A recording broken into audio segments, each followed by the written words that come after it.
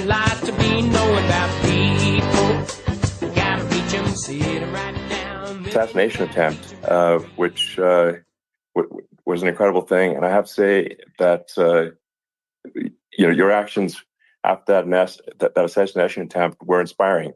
You, instead of shying away from things, instead of ducking down, you were pumping your fist in the air and saying, fight, fight, fight. And I think that's,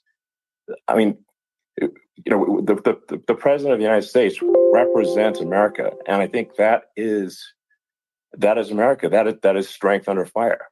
And so that's, a big, part of the reason why I was excited to endorse you as the president of the United States for having another term here is that was just incredibly inspiring. But I mean, what was it like for you? Not pleasant.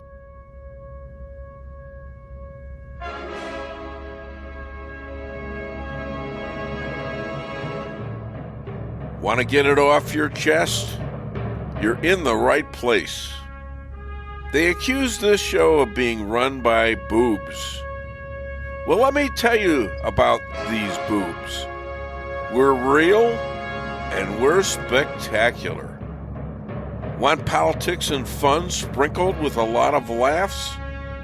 Heard in every state in the Union and 770 cities around the world. We just finished 15 years of broadcast excellence. Now in our 16th year, the Dave Weinbaum Show is streaming live all over the world.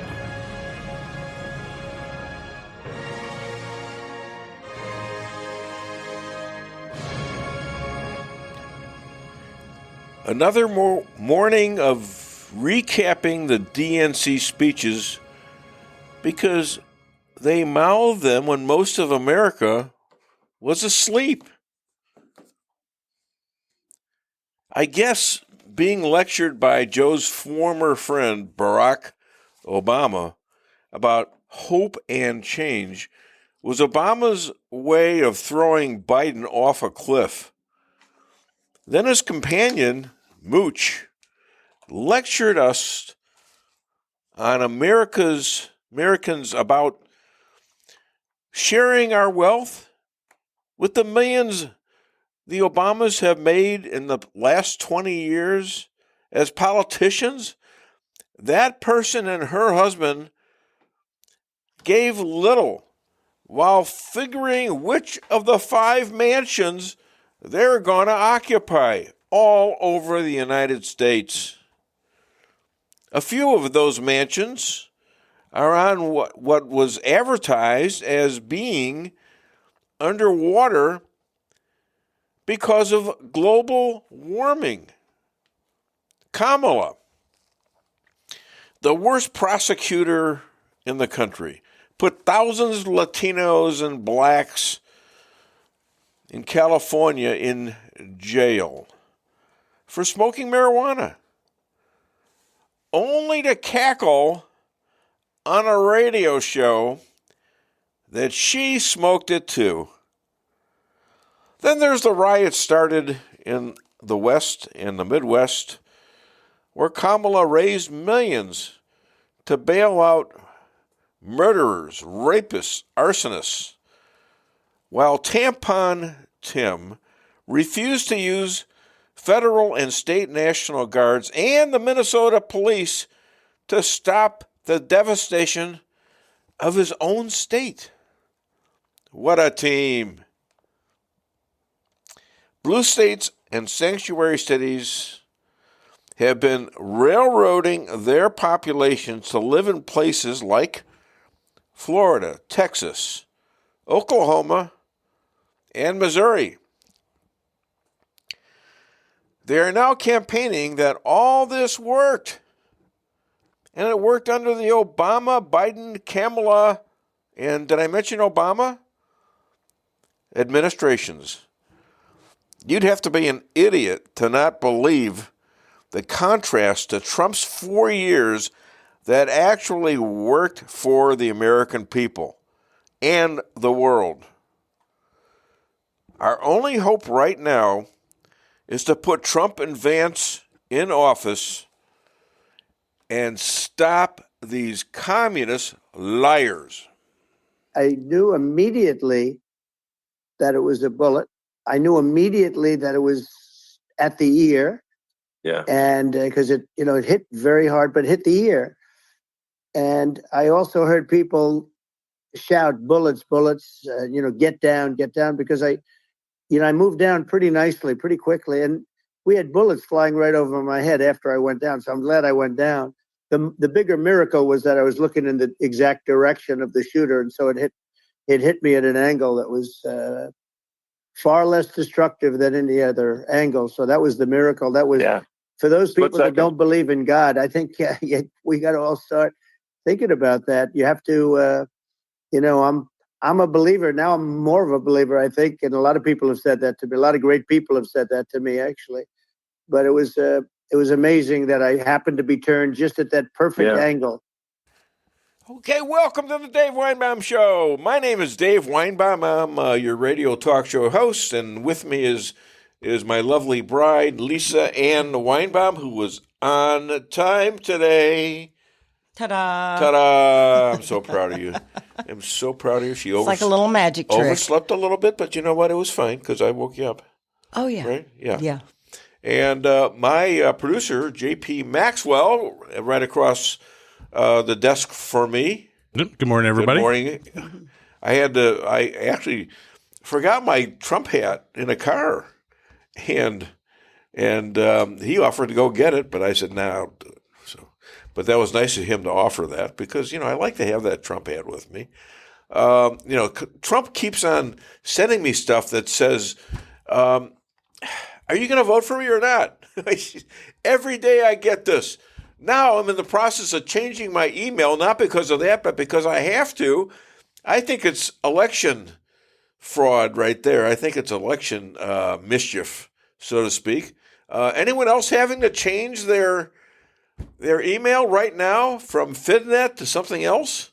What the hell's going on? And I think I got it done. The problem is nobody knows my new email. I have to spend years now recuperating what I had done for years and years before that. Is anyone else having that problem? Please wave your hand. Okay? Doesn't matter whether it's left or right. We're not being political about that. But we've got a great show. And also, I forgot Rick Henderson out there in, he's in Salem, and he does the clips and the bits and does a really good job at it. We're gonna have a great show today. We have John Jeffrey Bradshaw on at 8:10. Rabbi Moshe calling all the way from Israel. Lots of Israeli news to talk about. Believe me, we're going to talk a little bit about Candace Owens. What kind of a change did she go through or something? I don't understand why she has turned ultra anti-Semitic. Because she was never like that before. I think there's a personality change or something. We've got Chris Adamo on at 9:30.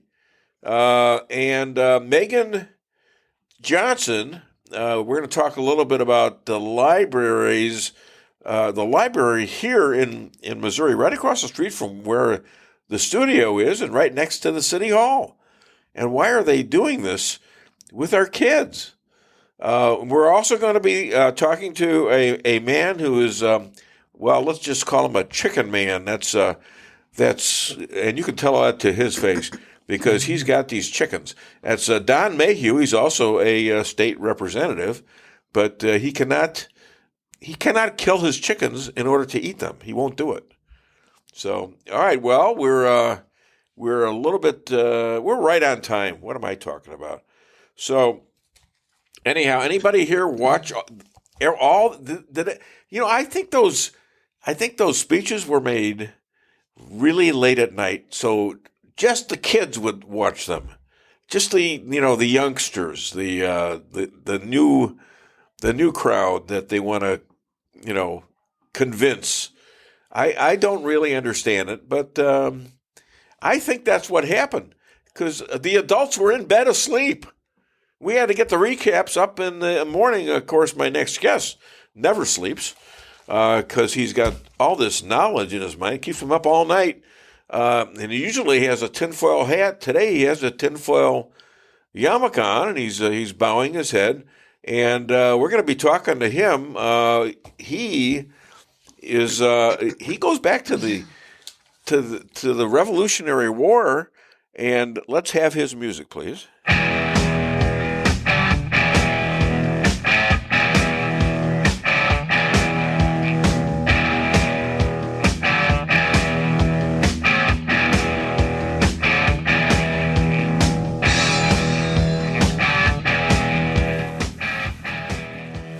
Okay, ladies and gentlemen, as I'm showing you that our justice system is upside down.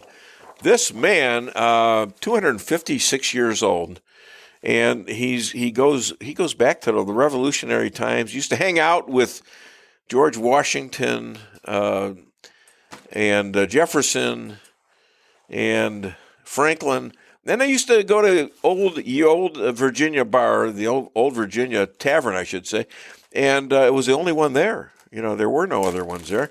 And they used to stake out, these pioneer women. And since that time, he has accumulated all that knowledge. And like I said, he wears a tinfoil hat. Please welcome all the way from Rolla, Missouri, John Jeffrey Bradshaw.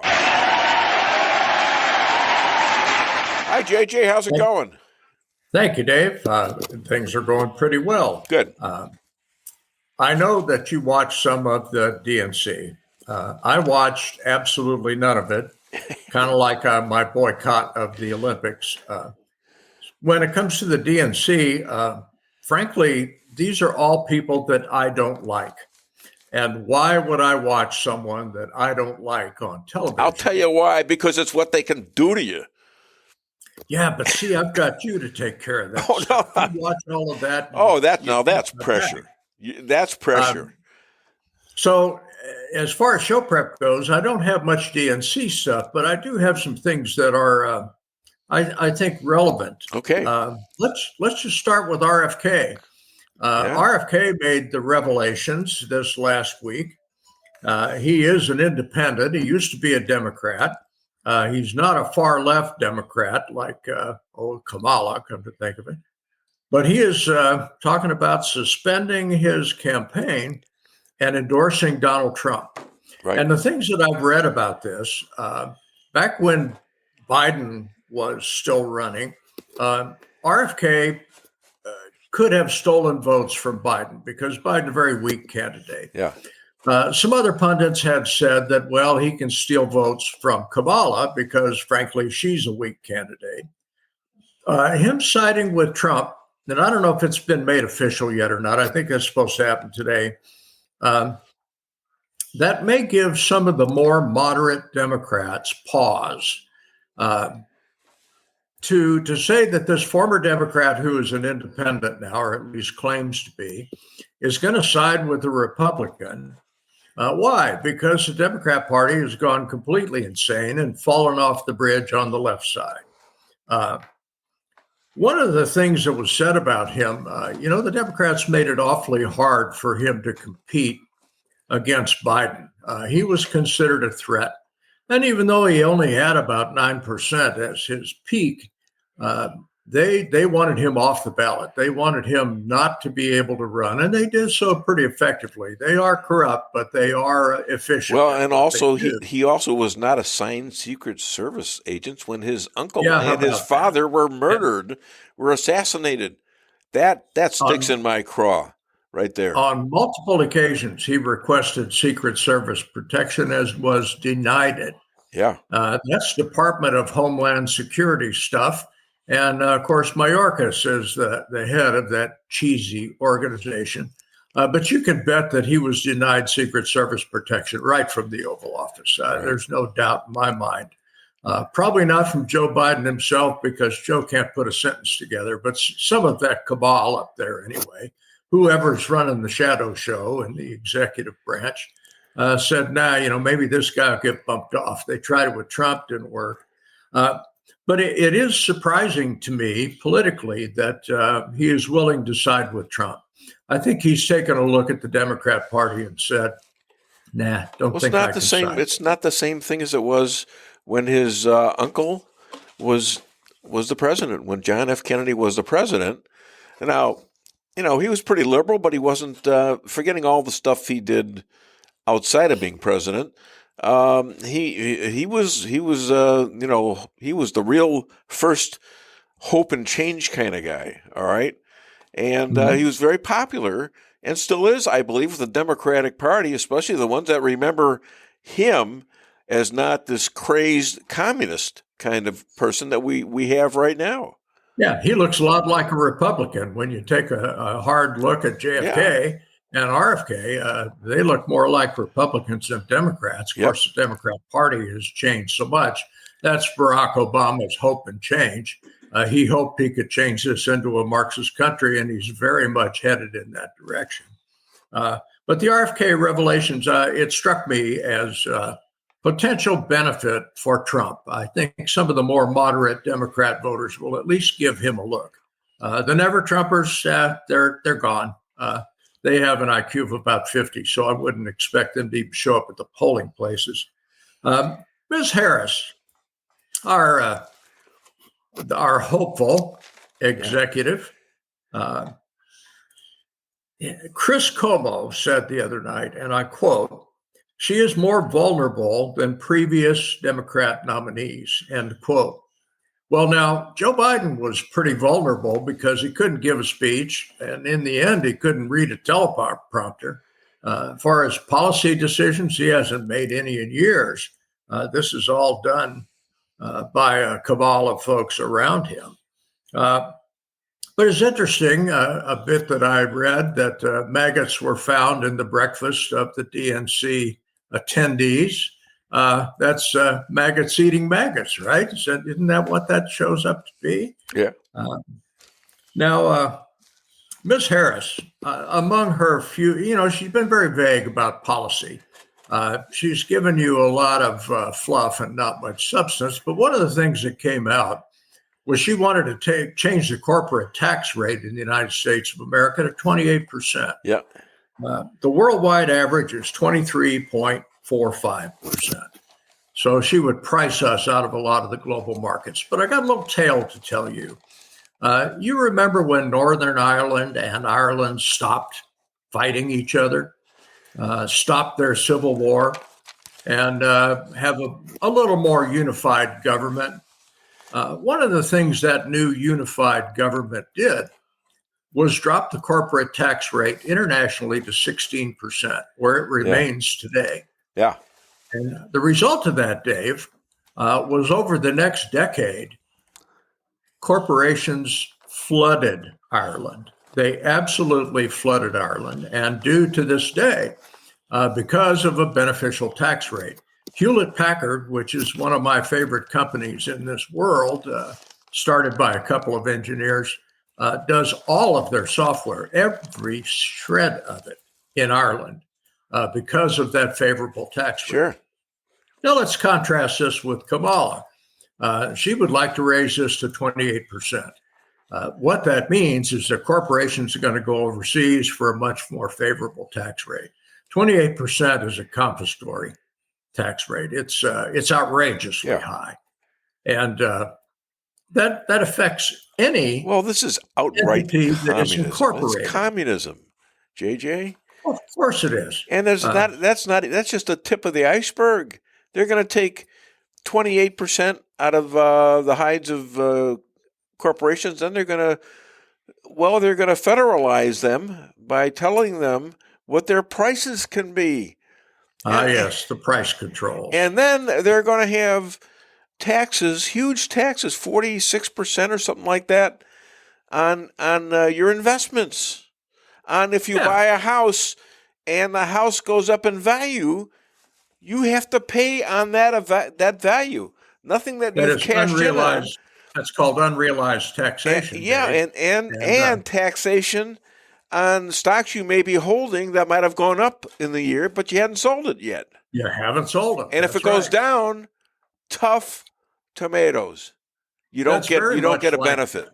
That's very much like a Who's gonna- prosecuting attorney saying, Dave, I'm going to have to arrest you because you thought about committing a crime. Bingo. It is exactly the same thing. Yes.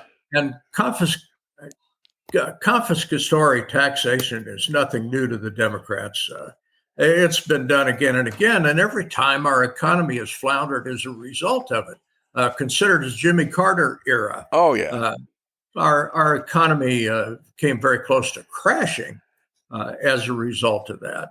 Well, we need to hope that Donald Trump gets in and we get a Republican-controlled Senate and a Republican-controlled House, so this craziness will go away. Yeah. But the fact that she would even mention that, if I was her, I would never have said that. I would have introduced it after I became president when you're already stuck with me. You don't do that at a convention. Well, what's she going to do after the her disastrous performance with Joe Biden? You can't blame it all on Joe. She was right there with him. Oh yeah, complimenting him all the way, telling everybody how healthy he was, right until the day he got canned by what I believe is Nancy Pelosi and Barack Obama. A bunch of people have said she was very much involved in the decision making in the Biden administration. I kind of doubt that. I think she was. The woman is a mental midget, and I'm afraid she doesn't have a lot of grasp of certainly of foreign policy. Her foreign policy will be a disaster, as it has under the Biden administration. This is why I think that they were put on late night, because the only people that would believe that garbage would work are the youngsters who don't have bedtimes yet, Yeah, who's sitting in their mama's basement smoking weed and saying, "Yeah, that sounds like it." Pretty much. Okay. Yeah, okay. Pretty much. I got a little thing about SCOTUS here. The Bidens would like to pack the Supreme Court. Yeah. He has mentioned that he would like to restructure the Supreme Court, and Kamala has gone along with some of that. I read a very interesting poll by Mason-Dixon Polling and Strategy Company. They released this poll on Monday, and the questions were, do you think SCOTUS should be restructured? Do you think it should be packed? Well, here's the numbers. 52% of those polled oppose a constitutional change to reconstruct the Supreme Court. Well, that's more than half. 41% of minority leftists support restructuring. So 52 to 41. 59% of those polled oppose the concept of packing the Supreme Court. Yeah. And 34% supported it. Now, Harris, back in 2019, had called for changes to the Supreme Court, and she had mentioned packing it. Yeah. And for those of your listeners who just tuned in, packing the court amounts to a sitting president shoving a whole bunch of leftists in the Supreme Court to tilt it from a conservative operation to a liberal operation. And they would be controlled. Let's put it that way. Our court could go from 9 to 29. Yeah. They don't really have any limits on that. Sure. Now, as far as a constitutional amendment to change the court, pretty unlikely. Right. Never get it past the House or the Senate. Constitutional amendment's going to take 2/3, and then the states have to ratify it. Yeah. Ain't going to happen. But even though these folks have that concept in mind and are pushing that, maybe a little trial balloon here for that, it should give you pause. It should concern you, because if you look at what's happened in the last few years, the Supreme Court's about the only thing we have that makes any sense in this country. Yeah. Our Congress has become a non-entity. They don't manage to get anything done. The executive branch is Looney Tunes. They've appointed folks in all of the lettered agencies that are just as nutty Marxists as they are. Yeah. And it's bringing our country down. Just take a look at our economy. I was going to touch on this next anyway. A recession is defined as a negative GDP increase for 3 consecutive quarters. We barely dodged that bullet in the last quarter. But then take a look at the jobs reports. Yeah. You notice that Nancy Pelosi the other night in her speech touted job growth under Biden and Harris. Well, the Department of Labor revised their job numbers down by 818,000 jobs. More than 15 years worth of these reports. And the person in charge of that, when asked about it by a reporter, said, "I don't believe anything Donald Trump says. He's a liar." and this liberal says, "Well, wait a minute. That came from your own office, basically." Okay. Yeah. Well, I don't know. I don't know anything about that. She should have been fired on the spot. That is a 28% hit, Dave. Yeah. 28% decrease in the jobs numbers. And it is the largest revision since 2009. This is a big deal. Now, how did they miss it by that much? How'd they do that? Don't know. Well, I suspect they had some influence from the Biden-Harris administration. You think? Would they do that? To make our economy look like less of a disaster. Yeah. And when that thing hit, now Pelosi had already given her speech, but when that thing hit, my jaw hit the floor. I said, my God, how can these people be that far wrong? They always revise up or down a few percent. It's no big deal. You get the facts, you revise the numbers. That's the way it's supposed to be. Not like that, though. Oh, my God. That's got to be it's like the evidence of Trump's assassination attempt being actually done by some other people besides this guy that took the shots. Yeah, it was an inside job, Dave. Yeah, this is inside job. This is another inside job. But talking about recession, now here we are. Inflation is at a 40-year high. Consumer prices are 22% higher than they were when Biden and Harris took office. And the man on the street is going to say, yeah, we're in a recession. I don't care what the government numbers say. They taint those any way they want. Sure. But on a personal consumer level, yeah, we're in a recession. Anybody that goes to the grocery store or stops at the gas station can see it right off. Yeah. You would have to be a blithering idiot to ignore that. Yet our government keeps coming out and saying, yeah, we're doing good. Yeah, our economy, oh, hell, it's good. Well, you know what that causes me to do, Dave? That causes me to not believe anything that they say because they have been caught in these lies again and again and again. Saw a talking head the other day. It was a little YouTube clip. Now, this guy's clearly a nutcase. But he claimed the assassination attempt didn't even happen. Yeah. That was special effects, computer generated. Yeah. And we didn't land on the moon. We didn't actually land on the moon. And Trump was cheated out of 2020 election. We were beginning to figure that one out. And January 6th wasn't a setup. Of course it was. Yeah. We're all beginning to understand that now. The Supreme Court understands that now.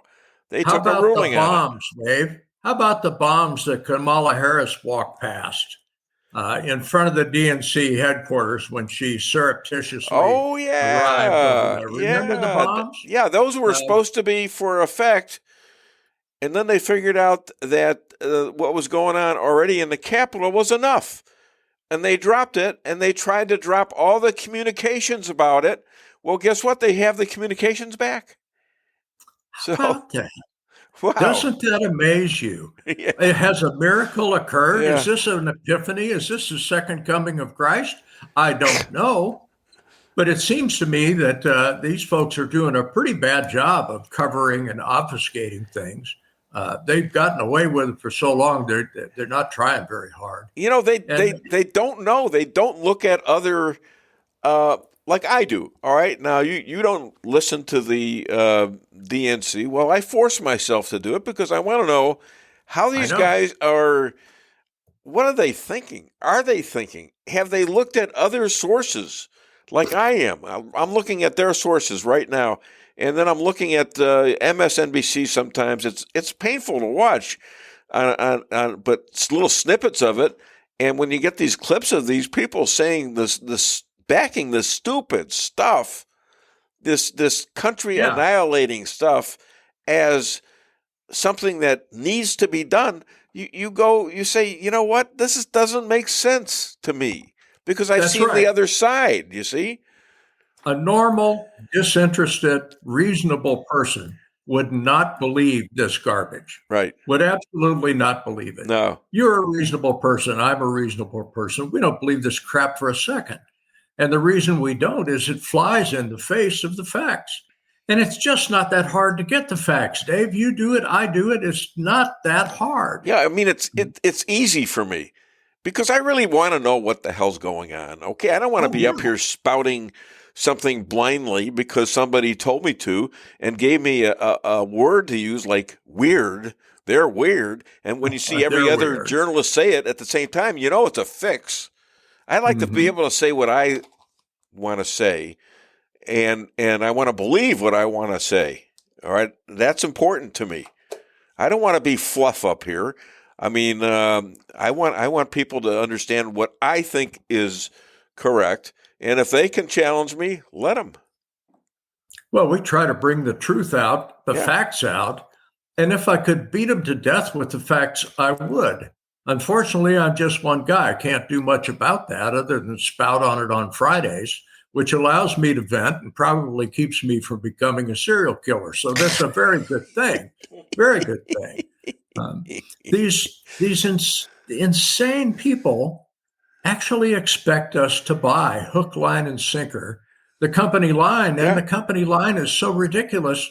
No reasonable person would buy into that. And they know they're lying. I mean, I saw a guy just this morning. The last thing I saw this morning was a guy, I guess he's in charge of the DNC or some kind of smart guy with the Democratic Party. And he says this, and this.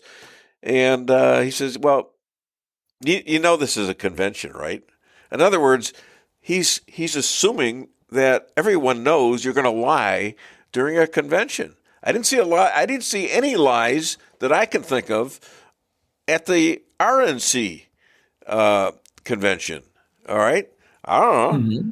I mean, they claim they did, but I checked them, and it's all BS. They were telling the truth at the RNC, and they were lying out of their teeth at the DNC, and then they hid people in the middle of the night, basically, when all the adults were asleep and only the kids were watching.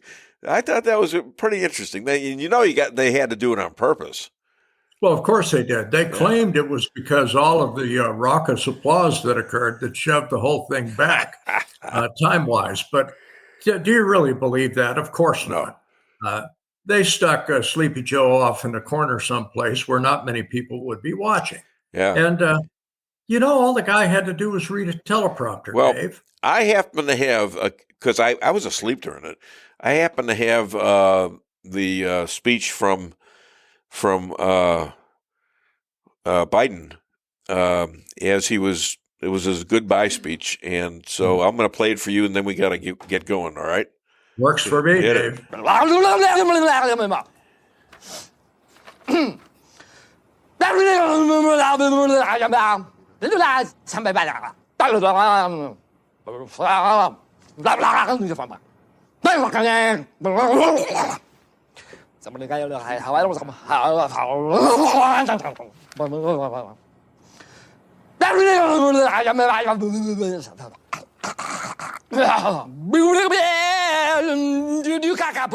Now, other than that, he also said Obama sucks, and because he hates Obamas now, he hates them. Kamala wasn't there, and he also, in his final speech, made the attack on Israel. He said about that the attack on Israel. These people who made these attacks had a point. Now, how many Jews, how many Arabs, how many Muslims, how many in Gaza does that statement kill? Does that statement keep that war going?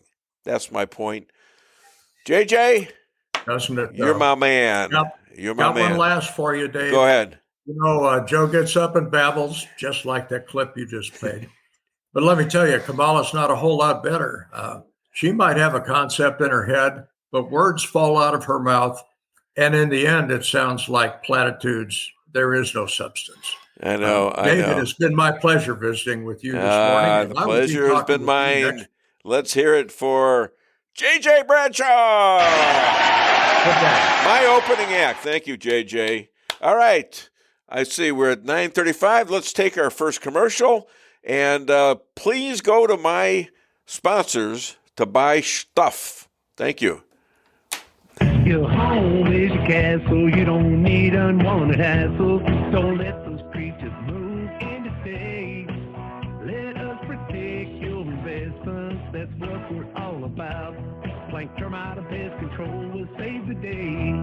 Plank is locally owned and family operated right here in Rolla, a Google preferred business. Our customer service and your satisfaction is our number one goal. So call Plank today at 368-3333. Plank Termite and Pest Control will save the day. Honey, what are you doing? What does it look like I'm doing? It looks like you're filling up a swimming pool. Yep, I'm filling up a swimming pool. In our living room? How else am I going to watch the game and stay cool?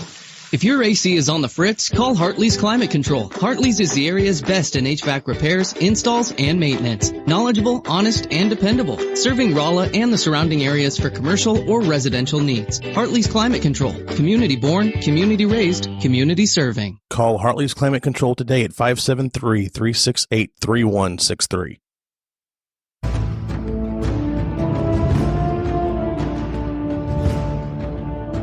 Never be too coy to tell your friends and family about koi sushi and hibachi.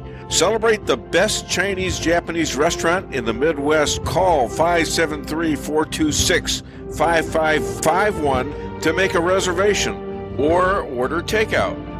Locally owned, 1808 North Bishop, Rolla, Missouri. We can sum up McDonald's new crispy chicken sandwich in one word. Crispy, but also juicy and tender. Okay, it's crispy, juicy, tender, all one word. But then, also pickle. Oh, and potato bun, which is two words. Okay, we can't sum up our new crispy chicken sandwich in one word, so you'll just have to try it to understand it. Order ahead on the McDonald's app at participating McDonald's. Ba-da-ba-ba-ba.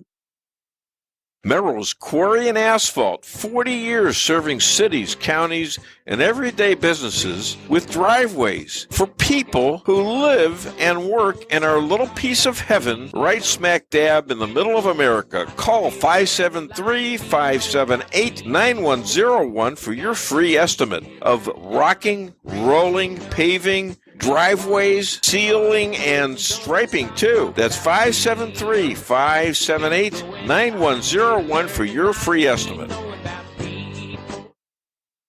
Your home is your castle. You don't need unwanted hassle. Don't let those creatures move in to stay. Let us protect your investments. That's what we're all about. Plank Termite and Pest Control will save the day. Plank is locally owned and family operated right here in Rolla, a Google preferred business. Our customer service and your satisfaction is our number one goal. So call Plank today at 368-3333. Plank Termite and Pest Control will save the day. At your locally owned Price Chopper, our standards are high because we know yours are. See for yourself what an incredible fresh selection of grocery items we have in store. Talk to our expert meat associates about what you're looking for. They're happy to meet any special requests like custom cuts, or see our expert produce associates on how to pick out the best fruits and vegetables. Quality in the deli means fresh, full flavor, and always delicious. If you're craving fresh baked goodness, we have that too. You can expect the best selection and the best value while interacting with our friendly and knowledgeable employees. You can find what you're looking for fast and easily at the best prices at Price Chopper. Fresh savings every day. Gotta reach 'em, see it right down.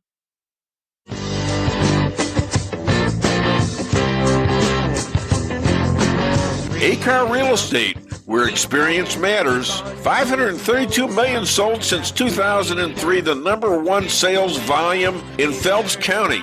As a client for decades, I can say they are the best in mid-Missouri. Call 573-368-7355. That's 573-368-7355 for the best real estate experience you'll ever have. Gotta reach 'em, see it right now.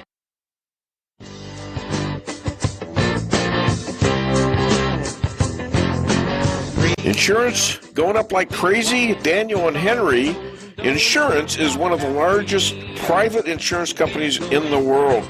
Richard Boyette, 314-444-5011. He's my guy at Daniel and Henry for 10 years. Business or personal, call Richard at 314-444-5011. He's the best. At Town & Country Bank, we've got all the perks of a national bank, like online banking, quick loan approval, and you can deposit your check from your phone. But that's not why our customers love us. They love us because we still offer hometown customer service. Stop by one of our 2 Rolla locations and let our friendly team remind you how special hometown banking can be. We're locally owned and will take the time to understand your needs. Smart, friendly solutions. Town & Country Bank. Member FDIC. Equal housing lender. Yeah, 1 second, Dave. You were talking to another rabbi? Sounds like you're cheating on me. No, actually, I'm cheating with you on him because he was the first rabbi. Listen to this. I got rabbis fighting over me. This is kind of weird. Wartime rabbi.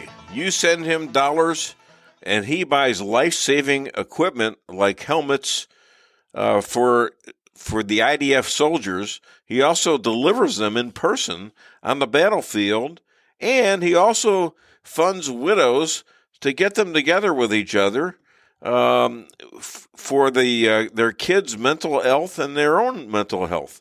Please welcome all the way from Israel, Rabbi Moshe Rothchild. And there's his book. There's his book. Name the book, Rabbi. Secrets of the Hebrew Bible. All right, it's a great book, and I just had a gal who says she's related to me, and I know we are related, but I don't think I've ever met her before, and she's like in her 60s. Are all the 24 letters of the Hebrew alphabet found in the Magen David or David, Star of David? No such, huh? No, as people try to, no. You know. Well, they're liberal. What do they know? People try to force it into it, but yeah, all right. Because I saw the diagrams and I said, "Really? Wow." Yeah, they take the star and they try to force it in. I've seen it, but not really. Yeah, I was going to say that was a real something that the rabbi didn't left out. Wait a minute here. Hey, that would be if that were true. Yeah. And by the way, there's 22 letters. 24 is the English is English. Really? Yeah. I thought we had 26 letters. Oh, maybe not. I don't know. I don't know. I just make up a few as I go. 22. I just make up a few as I go. Just discovered Israeli hostages who were murdered by Hamas in captivity. Now, what is that all about? And they found bullets in these people after being kidnapped on 10/7. Yeah, well, that was big news this week. 6 hostages were retrieved. 5 of them we knew were already dead and already killed by Hamas once in captivity. 1 we did not know was alive or dead. And look, the reality is, of the remaining hostages, we suspect there's probably not more than 20, maybe 30 who are alive. Talking about over 100 hostages still remain, of which the overwhelming majority are still, are not alive. Is that Netanyahu? Because you can take it if it's Netanyahu. Just make sure he speaks loud. Okay? We got a few questions for him. Yeah, absolutely. All right. Well, you are the second most important man in Israel. So look at him. He's looking. He's reading. Are you sure it's not Netanyahu? No, it's not. All right. All right. So Israel. Wait a minute. Yahya Sinwar is hiding. He's the last known leader of Hamas that we know of that is alive, allegedly. So he's being sought after by Shin Bet and the IDF. What is Shin Bet, first off? Stands for it's the Shabak, which is like our secret. You have like the CIA and the FBI. That's what I figured. The Shabak is operates internally, but nobody knows that here. And maybe they're not supposed to know. Oh, right. Like in the United States, they have the FBI operates internally in the United States. The CIA operates overseas. Yeah. So we have the Mossad, which is like our overseas kind of the CIA. The Shabak is more like the FBI. All right. Oh, that's good. Hamas seems to be weakening at the moment, and Yahya demands Israel spare his life in a hostage deal because the killings didn't apply to him. What the hell is that? You know what? It's funny because all along he's been happy to be a martyr. He's the big martyr. I think we should agree to that and then let him come out and then we kill him. Yeah. Okay. Yes, I think that's probably correct. So the guy's scared to death, isn't he? He's hiding. Yeah. I mean, but he's telling all these guys probably hiding under a school somewhere. Okay, he's where just their kids a rat hiding in the sewers. He's like, yeah. Well, yeah. That's incredible about how all of these leaders want everyone else to sacrifice themselves for Muhammad. Well, yeah, that's true. And the thing is, Hania, who we killed, in Iran, he was, they say worth $4 billion.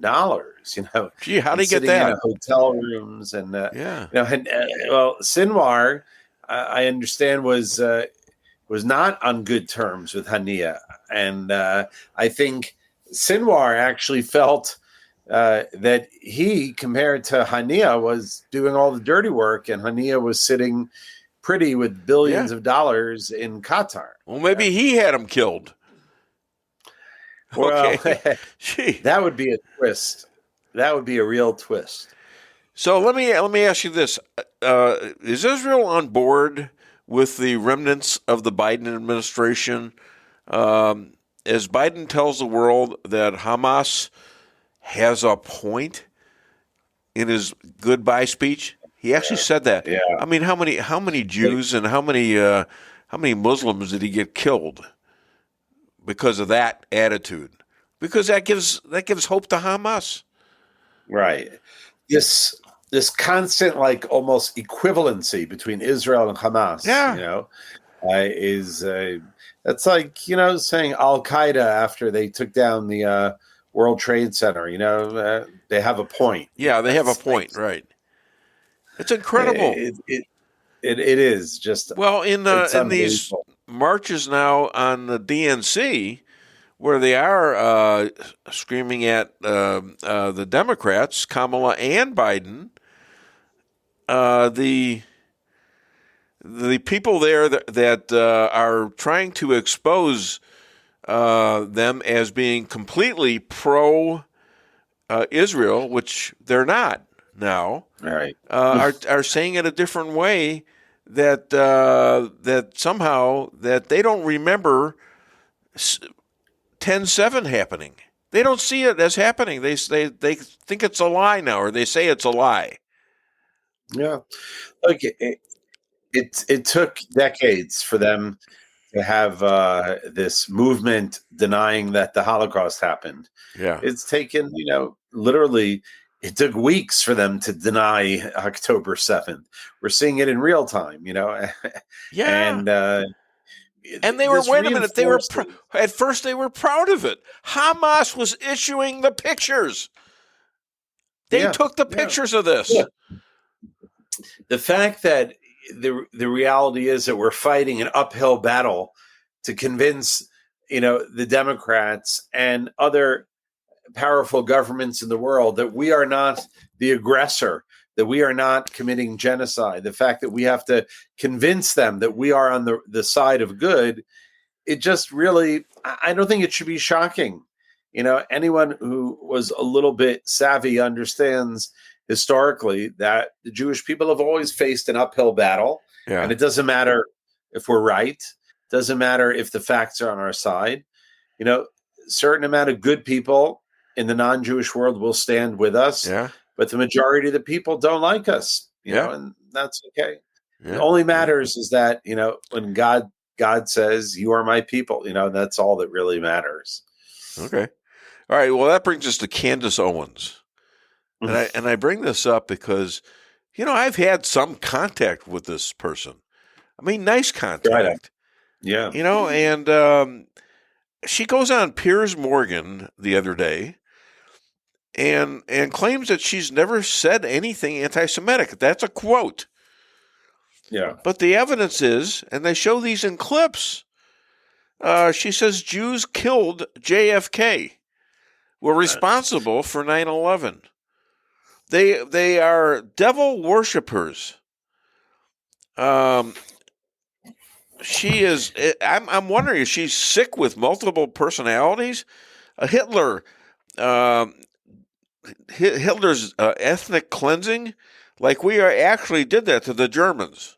Concentration camps were reported by a Jew. Israel created by Frankist demons. That there's child sacrifice, worshiping the devil. ADL are Frankists. Hollywood Jews use fact that they are Jews to shield themselves. This is how did she turn into this? What is that? It's very simple. I'll tell you how she thinks. Yeah, it's like when a person says something that they believe is true, that it's a fact, they don't see it as anti-Semitic. So if they say Jews control all the money in the world, and Jews control, everything that's happening, and they believe that that's true, so it's not anti-Semitic. Anti-Semitic would be if I were lying about something. Wait a minute. If that's true, she believes it's true. Hey, if that's true, Rabbi, where's my cut? Why did they cut me out? Okay, I'm saying what she says she believes is the truth. It's not. But she has no. But what evidence does she have? Where's her evidence? There's no evidence. She's just a moron. But she wasn't a moron. Well, but she wasn't a moron when she was on the Ben Shapiro show. She has one goal. What? Right? Like most people in this world, I have to say, her goal is to be in the spotlight. That's it. Okay. Her goal is to be in the spotlight. She does not want to be yesterday's news.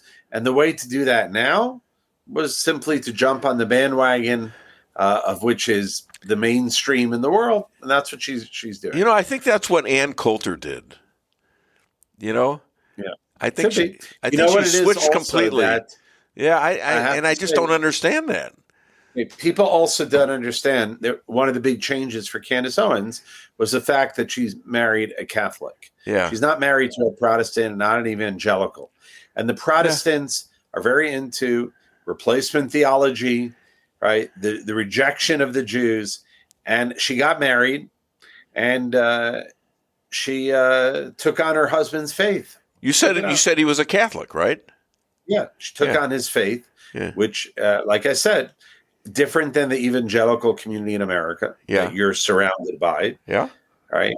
Her pastor is not Pastor Pat, but rather she's surrounded herself, and her husband is like a Mel Gibson Catholic. Yeah. Okay. All right. Mel Gibson Catholic. They reject anything after like 1960, anything that the Catholic Church did, pardoning the Jews and so on and so forth. So that's where she's coming from now. So she had this huge change. I don't know if it was him. I suspect it might be Mel Gibson. For sure. She took on his faith. She said she did. It's what? Yeah. She said that she took on his faith when she got married. You know, the same way, you know, if a Protestant and a Catholic marries each other, how are they going to?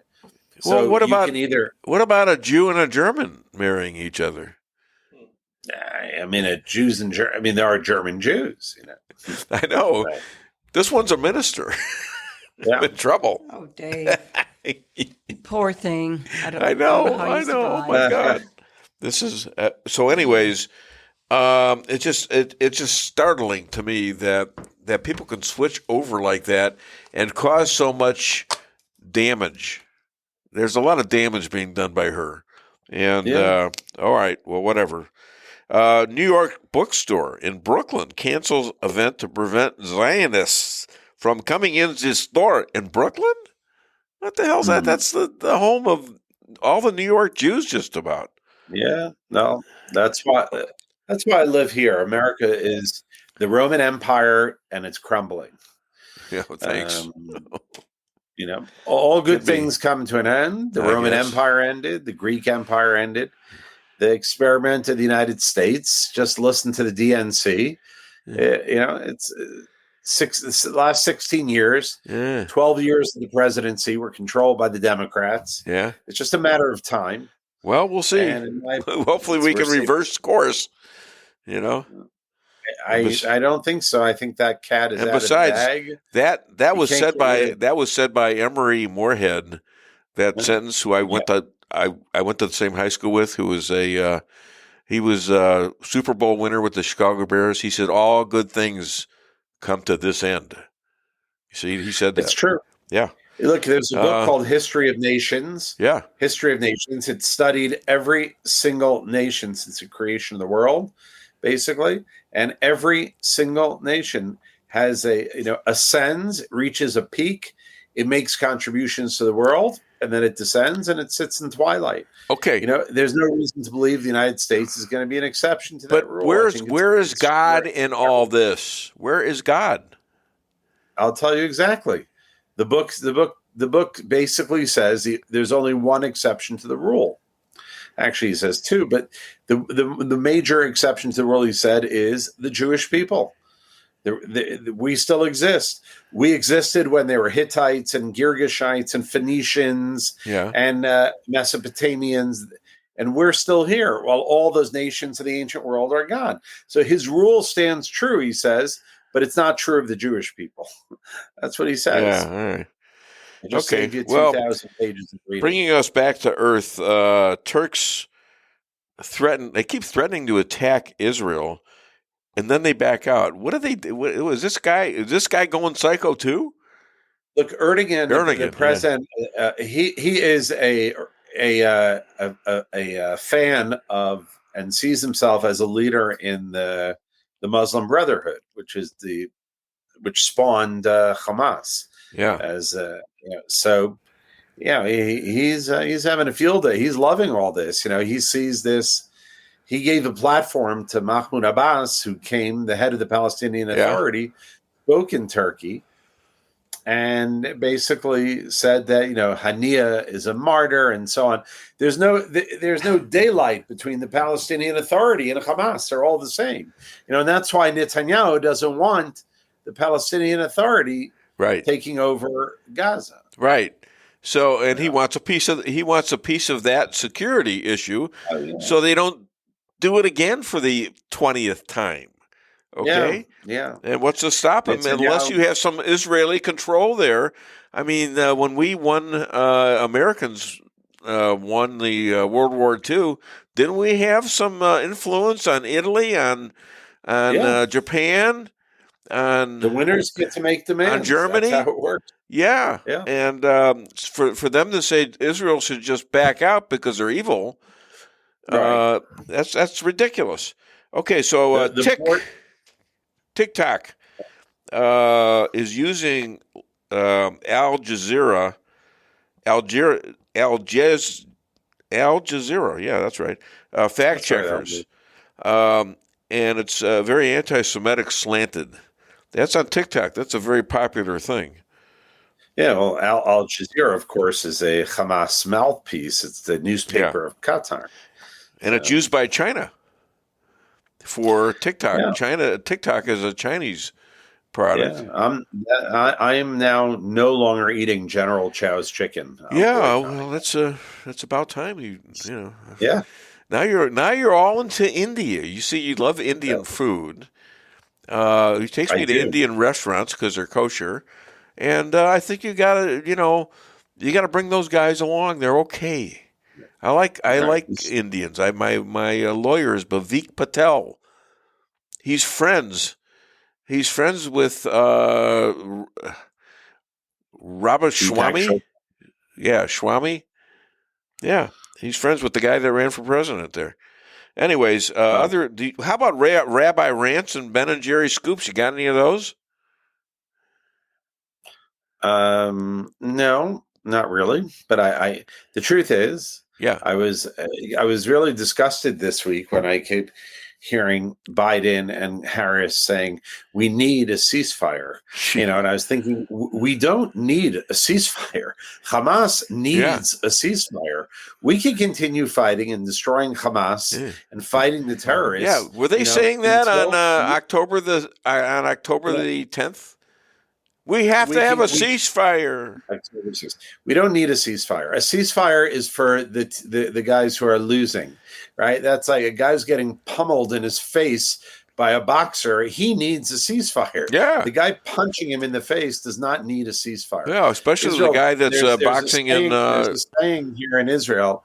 There's a saying in Israel that it says the eternal people, right, is not afraid of the long road, which is true. Yeah. We will continue. And if we have to keep fighting Hamas until we are victorious, until we uproot every single one of the terrorists, or until the ideology is destroyed, we will. So stop telling me that we need a ceasefire. The world is against, the world will not say Israel and victory in the same sentence. Right. Victory. Because the United States has not won a war since World War II. They don't know what victory means. Well, they did not win Vietnam. They didn't win Korea. They backed out of Afghanistan with their tails between their legs after being there 20 years. The United States doesn't know how to win a war because they become so left-wing and liberal-minded that like I said, 12 out of the last 16 years of presidents were Democrats. And so every single conflict, they don't go in hard. Bush went in hard against Afghanistan, but as soon as he left office, 2 decades later, the Democrats, under Joe Biden, leaves Afghanistan, leaves it in like a dog with his tail between his legs, crawling out of there. Well, imagine. Go ahead. If you are an American citizen, that your son or your daughter fought in Afghanistan, gave their life for the cause of freedom, and then Biden backs out and the Taliban are back in place and Afghanistan is in the same place it was 20 years ago. And what about all those lives that were lost for the sake of freedom? Yeah, and when they pulled them out, they had 13 of our armed forces murdered by the Afghanistan, by whoever's there.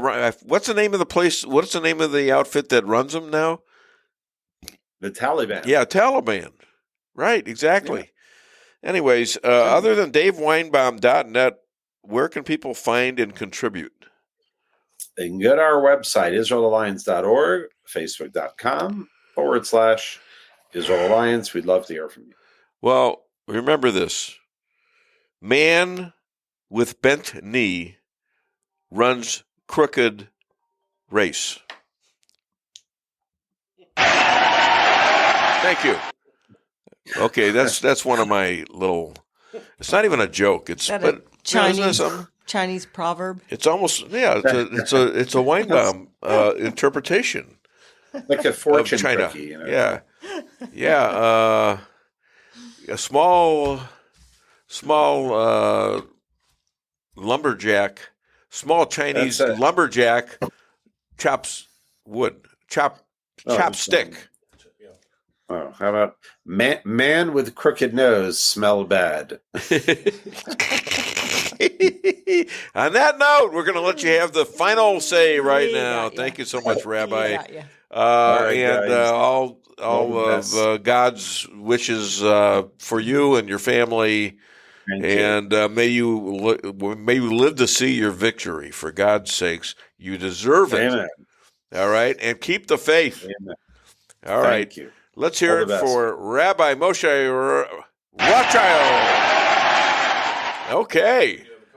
No, I have a caller. Hi there. Welcome to the Dave Weinbaum Show. What's your name? Where are you calling from? It's Adolf. Adolf, what's up, my man?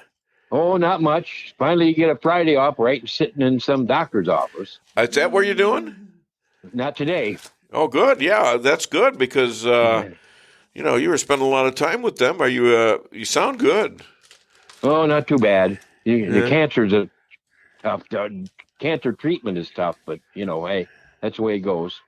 Well, is that because it got rid of it, or you still got it? You still got it. Oh God.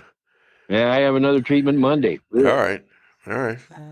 That's the way it goes. Yep. Anyway. Yeah. What did you think of the convention? I Besides know it was a big joke. Was it true that you actually were there in Chicago?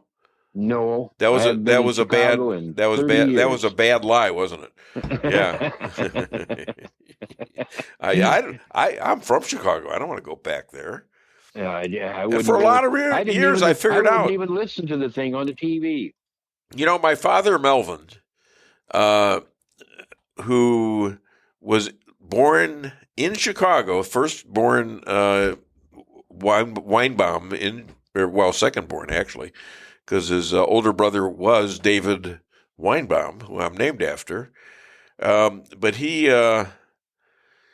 I got him down here in 1977, having opened the McDonald's restaurant here in Rolla, Missouri in 1975. So he was in 1977, and he was miserable.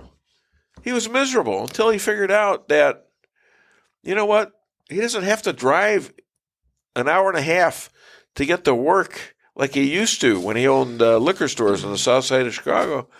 And it was miserable traffic back and forth. Spent so much time in traffic. He was here in minutes, to any of the stores that I have around. And so he then he just saw the golf course. He figured out golf. And, that's another thing I'm really steamed at. Adolf, they in part of that plan, they want to charge everybody that plays around the golf 20% of how much it costs as a tax. Wow. How? Oh, now I'm steamed. I am really steamed. Anyhow, what were you saying? My personal opinion yes. of what Harris is proposing that they're not telling everybody is, that while they've been telling it, they want to freeze prices on food. Yeah. And they want to tax the crap out of you. Yeah. And they want to one medical care Medicare for everybody. So what are they doing? They're going to create shortages for food and health care. And guess what? With those two, you control the population. Well, that's exactly what this is about. It's exactly. All right. You take away the guns and you're done. Yeah. Okay. What else you got? That's enough for one day. If you want to stay on, I'm going to read I haven't read the board yet. I got all these messages. Wow. So let me read this, okay? If you want to stay on, you don't have to. Rico Camino. Good morning. He's a good friend of Rick Henderson's. Thanks. Tell Henderson hello. Shannon Reed. Good morning. God's blessings. God blessing to you, Shannon Reed. Patricia Odin Maxwell. Seems my internet is acting up, but when it is working, you're looking good, sounding good. Go team. Did you know that, JP, that your mom's It does that every once in a while. Oh, okay. All right. Tracy Edens. I think she's in South Carolina. Good morning, Patriots. All right. And this is a rather long one here. Karen Lewis. Subject, the history of Kamala Harris. I really was naive about Kamala's background. Please read to be informed. This is fact-checked. Kamala Harris by Jeffrey B. Higginbottom, Major General, U.S. Marine Corps. For your knowledge and interest about the Biden Vice President Kamala Harris, here is a timely editorial that exposes the hidden background of Kamala Harris from the Combat Veterans for Congress Political Action Committee. Okay, well, you know what? We can't see it here, but if you're looking on Facebook, there's a full comment, and Karen has the full history. Okay. We just can't see it on the screen. Yeah, but it would take too long to read it, too. Yep. So, Andrea Schrum. Good morning, team. Good morning, Andrea. Thanks for contacting us.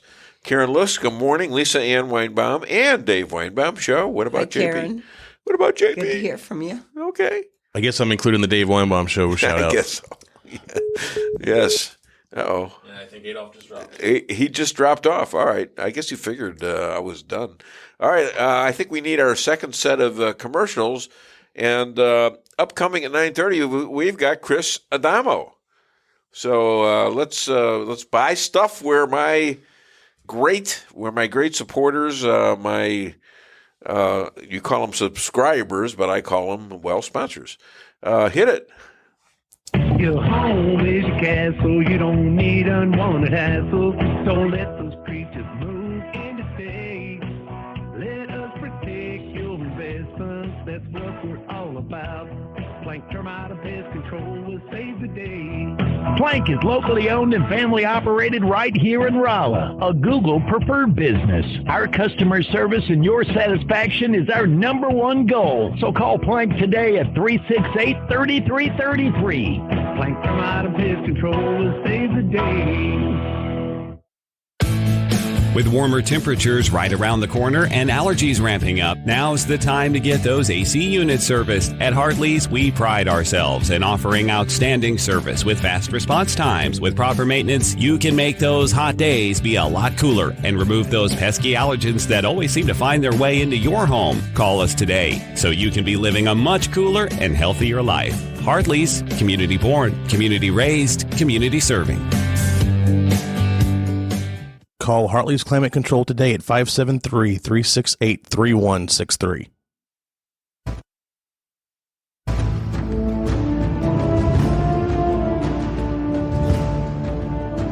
Never be too coy to tell your friends and family about koi sushi and hibachi. Celebrate the best Chinese-Japanese restaurant in the Midwest. Call 573-426-5551 to make a reservation or order takeout.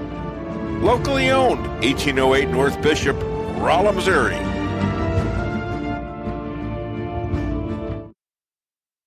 We can sum up McDonald's new crispy chicken sandwich in one word.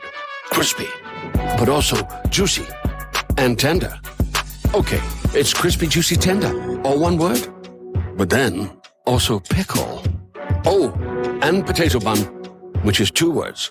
Okay, we can't sum up our new crispy chicken sandwich in one word, so you'll just have to try it to understand it.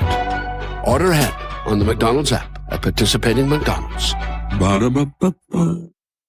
Merrill's Quarry and Asphalt, 40 years serving cities, counties, and everyday businesses with driveways for people who live and work in our little piece of heaven right smack dab in the middle of America. Call 573-578-9101 for your free estimate of rocking, rolling, paving, driveways, sealing, and striping, too. That's 573-578-9101 for your free estimate. Your home is your castle. You don't need unwanted hassle. Don't let those creatures move in to stay. Let us protect your investments. That's what we're all about. Plank Termite and Pest Control will save the day. Plank is locally owned and family operated right here in Rolla, a Google preferred business. Our customer service and your satisfaction is our number one goal. So call Plank today at 368-3333. Plank Termite and Pest Control will save the day.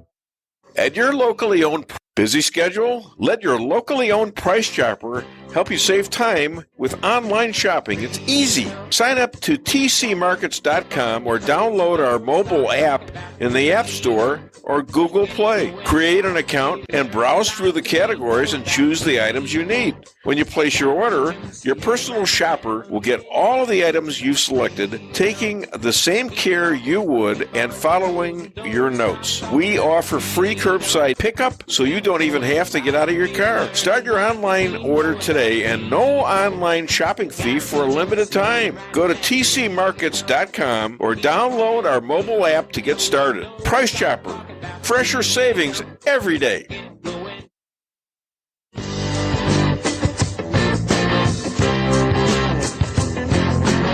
A-Car Real Estate, where experience matters. 532 million sold since 2003, the number one sales volume in Phelps County.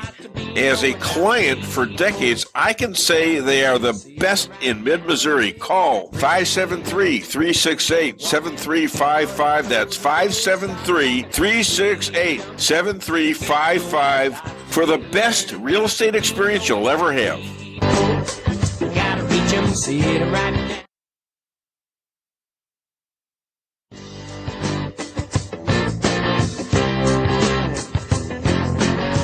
Insurance going up like crazy? Daniel and Henry Insurance is one of the largest private insurance companies in the world. Richard Boyette, 314-444-5011. He's my guy at Daniel and Henry for 10 years. Business or personal, call Richard at 314-444-5011. He's the best.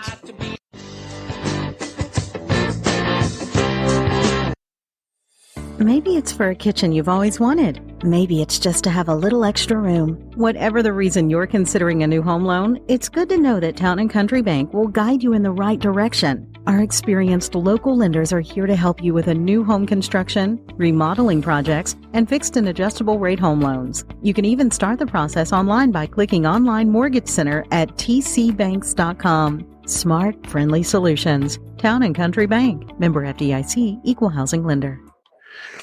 Okay, I was just trying to cipher. I don't get the comments off of Rumble where we're at, and we're also on X on the Twitter side, or used to be Twitter, and we're also podcast after the show. We're on Facebook and on DaveWeinbaum.net. So we're all over the place, and I don't get comments from everyone. But this guy, we're going to give him the right number. He was given the wrong number. So yes, and Tracy Edens, I am from South Carolina, and I am a President Trump girl. Well, thank you so much again, Tracy. She's a very good sponsor of this show in terms of her sending us messages, huh? So. Yes, Dave Bans Facts on Rumble now has the correct number. So if you would like to bring it on, I've have a debate, then the phone line is wide open. I've invited plenty of liberals on the show, and a few have come, and they didn't like it. And I can't just keep on, having people on calling me names and or swearing at me, like I suspect you did one day when you found out the number. Maybe it wasn't you. I don't know. But, I can't just have a fest of swearing on the show. There has to be a certain amount of decorum. And what cracks me about this guy is he comes on the show pretty frequently, making comments pretty much every single week, yet never has facts to back anything up, and has never had the guts to call the show. And if you think we're so bad, then guess what? Why don't you get some sponsors, make your own show, get your own and show, have your own truth quote that I'm using in quotes get your out own, there. Get your own show. I watch liberal shows. And they're terrible. Well, for me, they're terrible, but I want to know what you guys are thinking.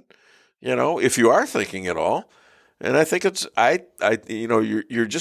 you're projecting what you are to me when you say I'm a liar. Well, these guys lie, and they know they're lying. All right, there's a difference. I might be saying something. I could be wrong. It doesn't happen often, but it happens. But the gist of my stuff is right on, and I've been doing it for almost 17 years now. You know, that makes me pretty old since I started at age 60. What did you start at age 60? I doubt. Wait, Kathy Sanford Dillon. Maybe it's Crazy Kevin from St. James. Is there a Crazy Kevin? I don't know. I'm not aware. I don't know of one, Crazy but maybe there Kevin. is. I know a lot of crazy people, but not him in particular. So, liberals are blinded to truth. Are blinded to the truth. We are a constitutional republic, not a democracy. Yeah, she's right. Absolutely correct. Well, and that was something that Mark Levine talked about in the clips last week, how they keep using democracy instead of constitutional republic, and that's by design because that's going to help to push their agenda. So. You know, speaking of clips, I want you to play the next two clips of what we have as a great gift from Donald Trump and Elon Musk. That was an interview that drew over 1.3 billion people.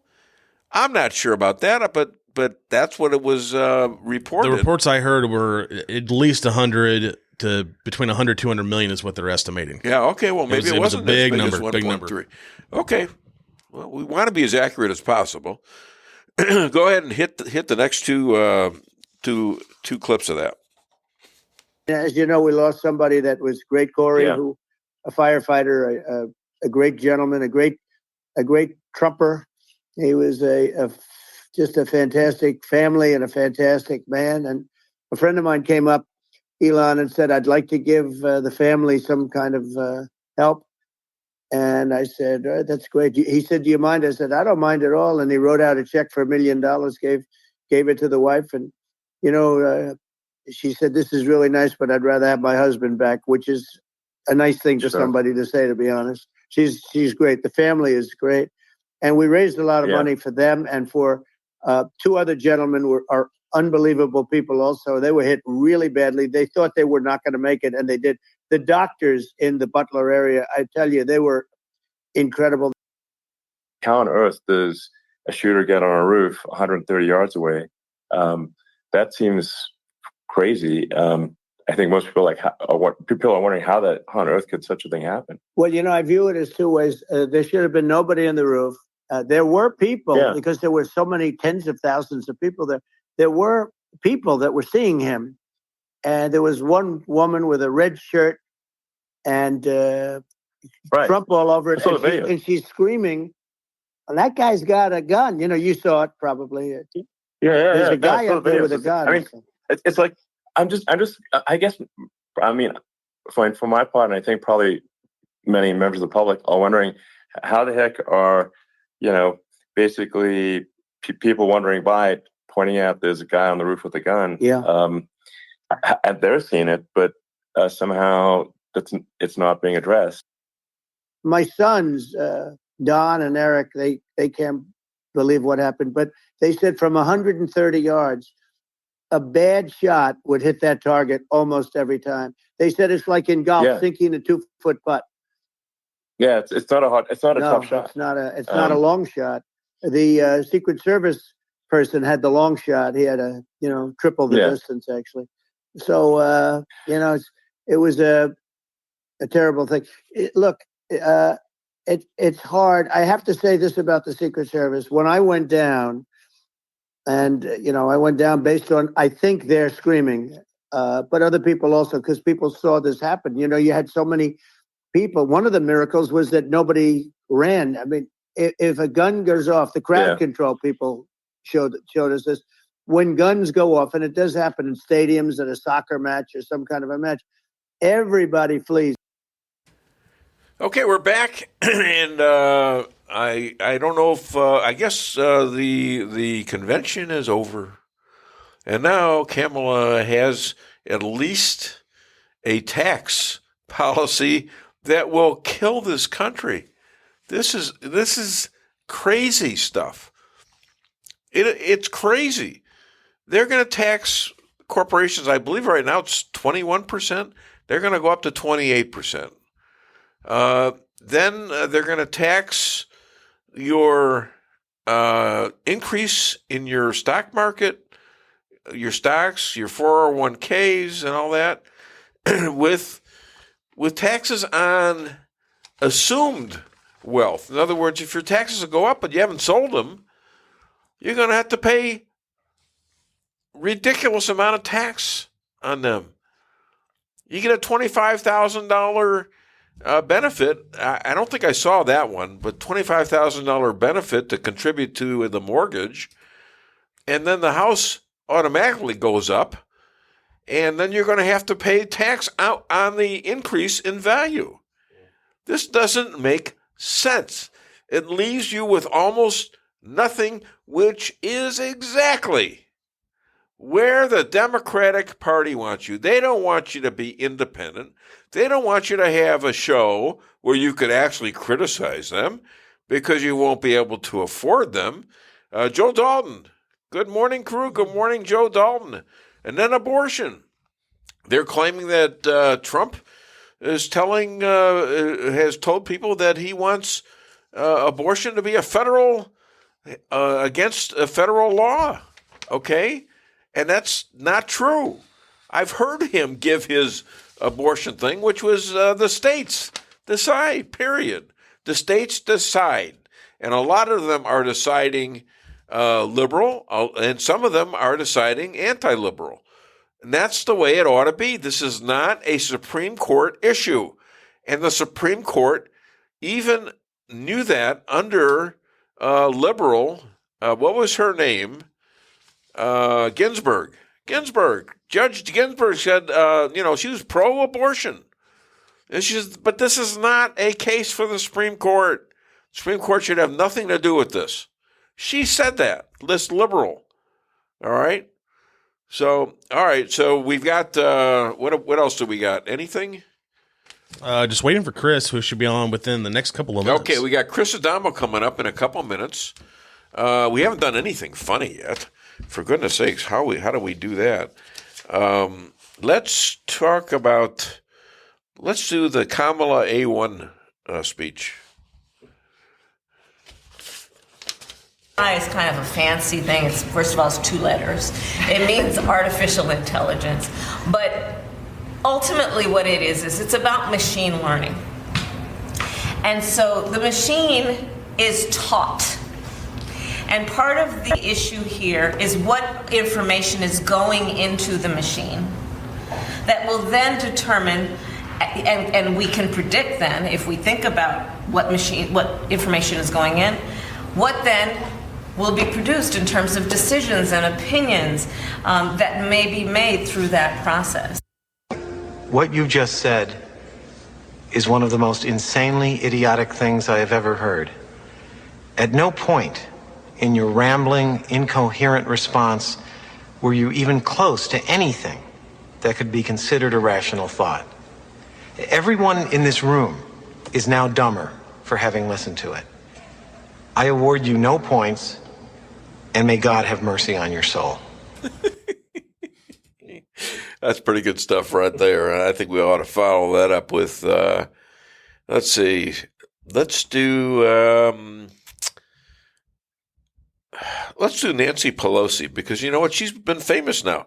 She goes up to speak at the convention, and it appears like a piece of toilet paper found out. So no, let's do the Seinfeld toilet paper. Yeah. Hold on, we don't have that one queued up. So all right. Well, that'll be a good one for that.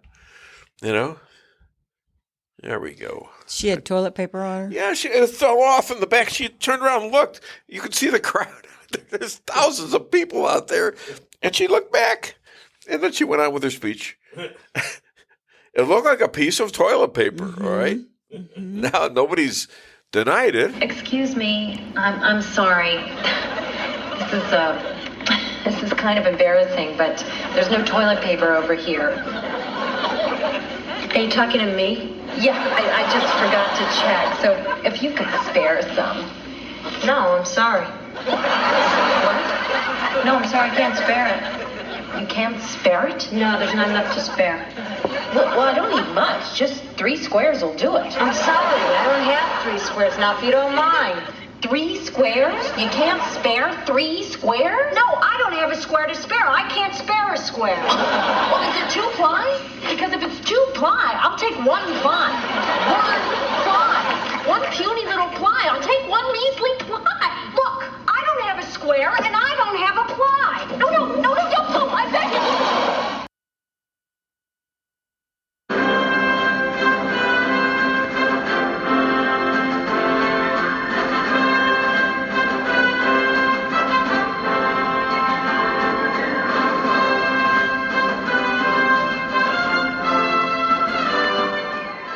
Okay, the world's foremost expert on Marxism, mysteriously moving from the East Coast to Wyoming, we don't know how that happened, suspiciously claims the best pizza is from Wyoming.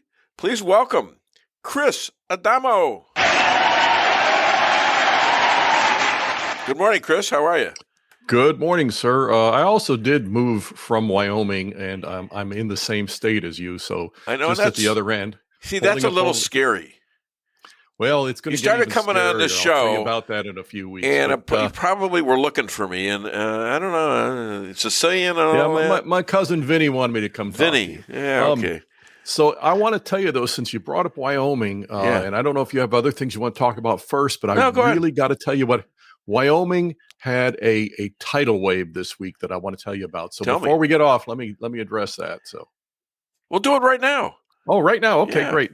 So we're all watching this, what I referred to, this Democrat convention. I call it an orgy of depravity. Okay, and we're appalled, we're fearful, we're disgusted, understandably, and I'm glad to see seriously that you saw some stuff in it that we could laugh about because it was pathetic. We'll go into that. But meanwhile, Tuesday was primary day in Wyoming. Yeah. And the big thing that I've been telling about over the months there is that Wyoming is now way ahead of the rest of the nation in recognizing the real nature of the problem that we face as conservatives. And that's not the Democrats, it's the rhinos. And Wyoming this week, they had such a huge turnover in the primary against the rhinos. You had primary challengers to a bunch of incumbent old establishment rhinos that have been just doing the Democrats' business for years, but calling it Republican. You have to call yourself a Republican in Wyoming to get elected. And these rhinos have been doing this, getting away with it, single source contracts to their cousins and every other kind of thing you can imagine. And they've been thwarting a real conservative agenda. Well, just this week, they broomed, I believe the number was between 11 and 13 rhinos out of a 46-member legislature. They had beforehand, the Freedom Caucus had like a slight minority. Now they've got a huge majority in the legislature. They're turning the table on the rhinos, and they're going to show the rest of the country how to do it. That's really cool. That's good stuff, man. It's terrific. It's fantastic. Listen, as you were talking, Jeff Zink sent me a message. I'm going to read the message as soon as he gets it transferred over. Hey, Dave, great show. Just wanted to let you know that I will be going to the Trump rally today. He's in Arizona. I am hoping that I get to meet President Trump today. Remember to think Zink, vote. So there's some more stuff going on in Arizona as well. Yeah. God bless you, Jeff. And I really want to talk to you in the upcoming weeks because we got things going on. Things are cooking. Yeah, I think so. Missouri didn't do quite as well as they should have. We got we're in a bad way here. But here again, the thing that really hit us was the GOP establishment, the rhinos. I saw that. We're going to turn the tide on that. And I hope so. Bill Eigel barely lost the primary, but Bill Eigel is a fighter. He's going to get back up. He's going to keep up the fight, and we're going to rally with him, and we're going to rout the rhinos in Missouri just like they did in Wyoming. I'm going to beat up a little bit on Don Mayhew, who is a representative who understands, and he's a conservative representative too. He's ticked off as well. He's going to be on at 10:30. He's going to close the show. So, well, I'd love to listen to him. That's great because this is what we got to be doing. We've been looking across the battlefield at the enemy, and their fifth column, the rhinos, are behind our back, stabbing us at the inopportune moments. And we've been doing this for years. And it's like, I mean, let's face it.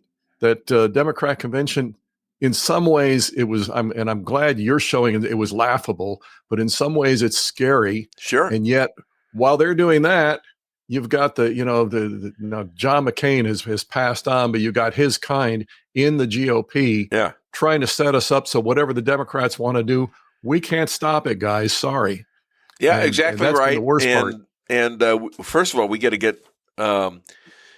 get people in there who aren't rhinos. That's for darn sure. Step one. And sometimes, the guy gets in there, says everything the right way, and then he gets in there, he's a rhino.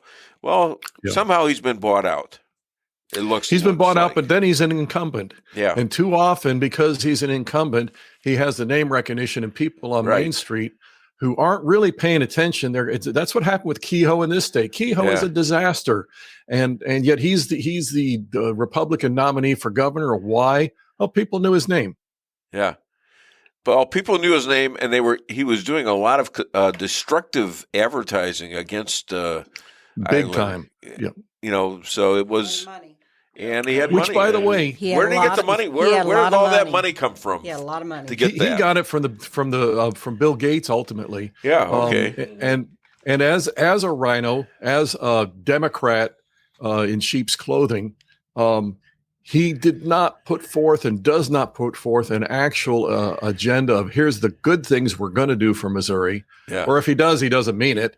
But he doesn't do any of that. But all he did was send out these last minute attack ads from these unknown PACs that have, they have these really great sounding names, the Patriot Heroes PAC from Vermont or something, and they're putting money into Missouri. Yeah. And on this basis, we end up stuck with, okay, you got the rhino or the Democrat, and we've got to turn the tide on that. Why can't the Republicans need to kick these guys out? Obviously, the Democrats ain't going to do it, and you got to make it either you're a Republican or you're not. Yeah. And the first thing we've got to do is identify them. And I tell people unequivocally the single greatest accomplishment of Donald Trump in his 4 years, I can mention several great things that he did. The tax cut, we can mention moving the embassy to Jerusalem, phenomenal things he did. But the number one thing that he did that towers above the rest of them was he unmasked the rhinos in our midst, because when he went to build the wall and repeal Obamacare, who was right there stopping him? It was Paul Ryan. It was Mitch McConnell. It was all these people that have been saying they were going to do these things for years. And yet when they're finally in a place to do it, oh, sorry, guys, we can't do it. Yeah, because they're bought off. Because they know better. They ran on different. Okay, I mean, come on. We know what you're doing. Right. I mean, what we've got to do with them as well as Trump, we've got to not look at what they say, look at what they do. Yep. Trump is a strategic negotiator. And sometimes he puts cards out on the table to the point that I don't like it when he puts cards out on the table, but he's doing it not because that's actually what's going to happen. It's because he has an end game, and that's what he's going to do. Yeah. These rhinos do the same thing in reverse, because you've heard me say many times, and I'll say it again, that the rhinos right in the last months before primary day, they all suddenly reincarnate as the second coming of Ronald Reagan. Right. And so they reinvent themselves, and that's how they campaign. And then the day after the primary, it's back to business as usual.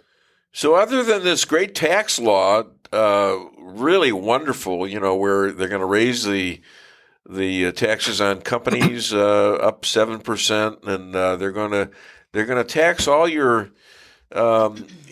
stocks in your 401ks by like the value they are at tax time, which means that you haven't sold any of these things, but you got to pay, if they go up 40%, you got to pay something ridiculous as a tax, and you get no credit if they come back down or you lost them.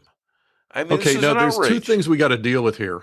Yeah. First of all, again, this week I refer to as an orgy of leftist depravity. Okay.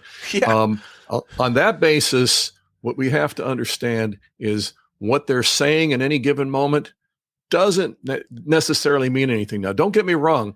You and I know that if they could bankrupt the country, if they can do things like this to oppress us, they absolutely will. Okay. As far as specifically how they do it, it'll change 3 times between now and next week, depending on what their focus group data shows. Because let's go back to this other one where in the midst of what they're saying here, they among other things, when they hired their 87,000 IRS agents, one of the things they were doing was going after the waitresses for tips, that they have to pay taxes on their tips. And then all of a sudden they say, no, we're not going to tax tips. Why'd they say that? Because that is kind of scary to enough people. It doesn't play well for them. So now they're going to change their tune. Yeah. You know what they're going to do the moment they have the ability to do it. Well, the point is that the specifics that they say in any given moment are secondary to their actual agenda. What is it? It's Marxism. Yeah. And so, well, if they think it's so good, why not install it right now? Exactly. Come on, bring it on now. You're in charge. Biden's still in charge. Yeah. And she's still vice president. You could shut the border down now. It's because they won't do it because they know they lied. And the other thing there is, and this is another message we need to get out. You and I already know they lie. Yeah. You know what? They don't care. They're not worried about us. They've already lost us because we're not. They're actually proud of how they lie. What they care about is their little gullible minions. If they can feed them enough of these platitudes and the little lefties that sit there and play video games in their basement, whatever. If they can convince them that they're creating utopia for them, doesn't matter what they have to say to do it. You know, if they offer a tax credit on video games, if that gets them enough of those little lefties to vote for them, that's what they'll say. Yeah, we'll cut taxes. It doesn't really matter. The whole idea is to get enough dupes, enough minions to support them to where they have uncontested power. And the minute they have that uncontested power, Marxism, it's consistent 100%. Yeah. The minute they have that power, they lower the boom and everybody suffers. Yeah, except for them. Well, yeah, except for the little bureaucracy at the top. Yeah, because they become very wealthy. They can become billionaires. During the darkest days of the Soviet Union, when the average person couldn't get groceries off the shelves of the stores, the bureaucrats were having their food delivered to their houses. Yeah. So what you're saying is absolutely right. Those in power, Michelle Obama, her speech about, equal wages and all of this nonsense. Yeah. And they've got how many multi-million-dollar properties they have? At least 5 mansions all over the United States. And she's going to talk about income inequality and how she's talking about something. If you're wealthy, she's lecturing us on giving. If you're making a little more, give. Okay, I'm not against that, but she's lecturing us like what have you given? All right, let's see what you've given. How did you get 5 mansions as a politician? How did you get 5 huge mansions? Hawaii and Martha's Vineyard, which are on the coast. They're on the water. We're talking where that was supposed to be ultra-rich, multi-million dollars. Yeah, and this was supposed to be islands that would be underwater by now, according to the to the warming lie. Right, because of all the global warming. Yeah, one lie piled on top of another. Yeah. If you remember during the Obama years, that and these are, by the way, the people that are screaming at us about our carbon footprints if we drive an SUV. Okay, during the Obama years, one of the things that they did, and it was very deliberate, and it was making a show that Barack would go to Martha's Vineyard or someplace, and he'd take Air Force One. Yeah. 2 hours later, Michelle would take Air Force Two and go there. So they used 2 giant jets to get there. But that was not just they weren't just being frivolous. That was them telling all of us that they were royalty. Yeah, we can do this if we want. We are above any accountability to you. Exactly. And this is, again, how they've operated. Exactly, and why people love them. They just love them. Well, people don't love them now. Now they did win because they were running against, in 2008 it was John McCain, and in 2012 it was Mitt Romney. Again, our biggest problems there was not the Obamas, it was the rhinos. Yeah. Okay. And in 2020, and I will say this unequivocally, anybody that denies this is part of a problem, is in 2020, the election was flagrantly stolen. Yeah, we have massive evidence. We had it just come out of Georgia. Just ask our friend Jeff. Yep. He's got the evidence. It's right So- there. We know it. The problem is that we have people. First of all, we have the rhinos on our side that we're happy that Trump didn't win, and then we have the cowards on our side. And this is way too many conservatives that, well, we're not going to say we have proof until they admit that they did something wrong. Well, they're never going to admit that. Well, and when they do admit it, under oath, with this guy, H-U-R, who examined Biden under order of the DOJ, and he turns out that he admitted or he could diagnose with this guy with a lot of faults, one of which is being old and not knowing what the hell he was saying. And they wanted the transcript to this, and they wouldn't allow it. Of course, they deserve the transcript of this. This was right now. Whoever suppressed that transcript is no less a traitor, no less a criminal. I would agree. We have a right to know. We have a right to know every single damn word that he said and what questions were asked of him. Yeah, they're waging outright war against us, and people are taking sides on it, one side or the other. Yeah, into the McCluskey's point is that, they keep pushing They keep pushing every time. This is like their riot situations. They're turning the cops into pansies, so to speak, because they're telling the cops, "Don't touch them, back up." And they're very reluctant to go right at the cops on the first day. But as the cops back away a little bit, they get a little braver and a little braver every day, and that is their strategy in politics. They keep doing bad stuff, but they're watching to make sure that there's no outrage, there's no fighting in the streets against them, and by golly, that might be needed. What does our side do in the midst of all of that? We build bridges. We reach across the aisle. So they take the political narrative and what we used to have as common sense, we call family values and traditional common sense and our nation's Judeo-Christian founding principles. They move so far left from that. Well, we want to build bridges. What do? We have to move a little bit left to try and meet with them. What are they doing? They're dragging us. They're leading and we're following. And until we had somebody like Donald Trump and we had Reagan back in the 1980s who said, no, I'm not playing the game by these rules. Yeah. We're going to do what's right. And if you guys want to get more extreme, we're staying in the same place. And it's just going to show that you're more extreme. Well, until we go back to playing it that way, I'm not going to go halfway back because I can't go all the way back because that's too leave it to Beaver or whatever. No, I'm going to do the right thing. And I'm not going to let my enemy tell me what the right thing is to do or how much of the wrong thing I have to allow to be tolerant. Now, I'm going to stand for what's right. James O'Keefe, previously known by Veritas, Project Veritas, he went to the convention. He went to the DNC convention, and because they're all now scared again about, there's a scare going on about COVID, which is obviously a political stunt. But everyone's wearing a mask, so he was incognito. All right, and he had a bunch of it was great. Yeah, a bunch of cameras, and I haven't seen exactly what he uncovered, but he uncovered a lot of the people there that were talking about things, and I noticed that some of the conversations, many of which were with black Democrats, didn't come off like some of these liberal people thought they would.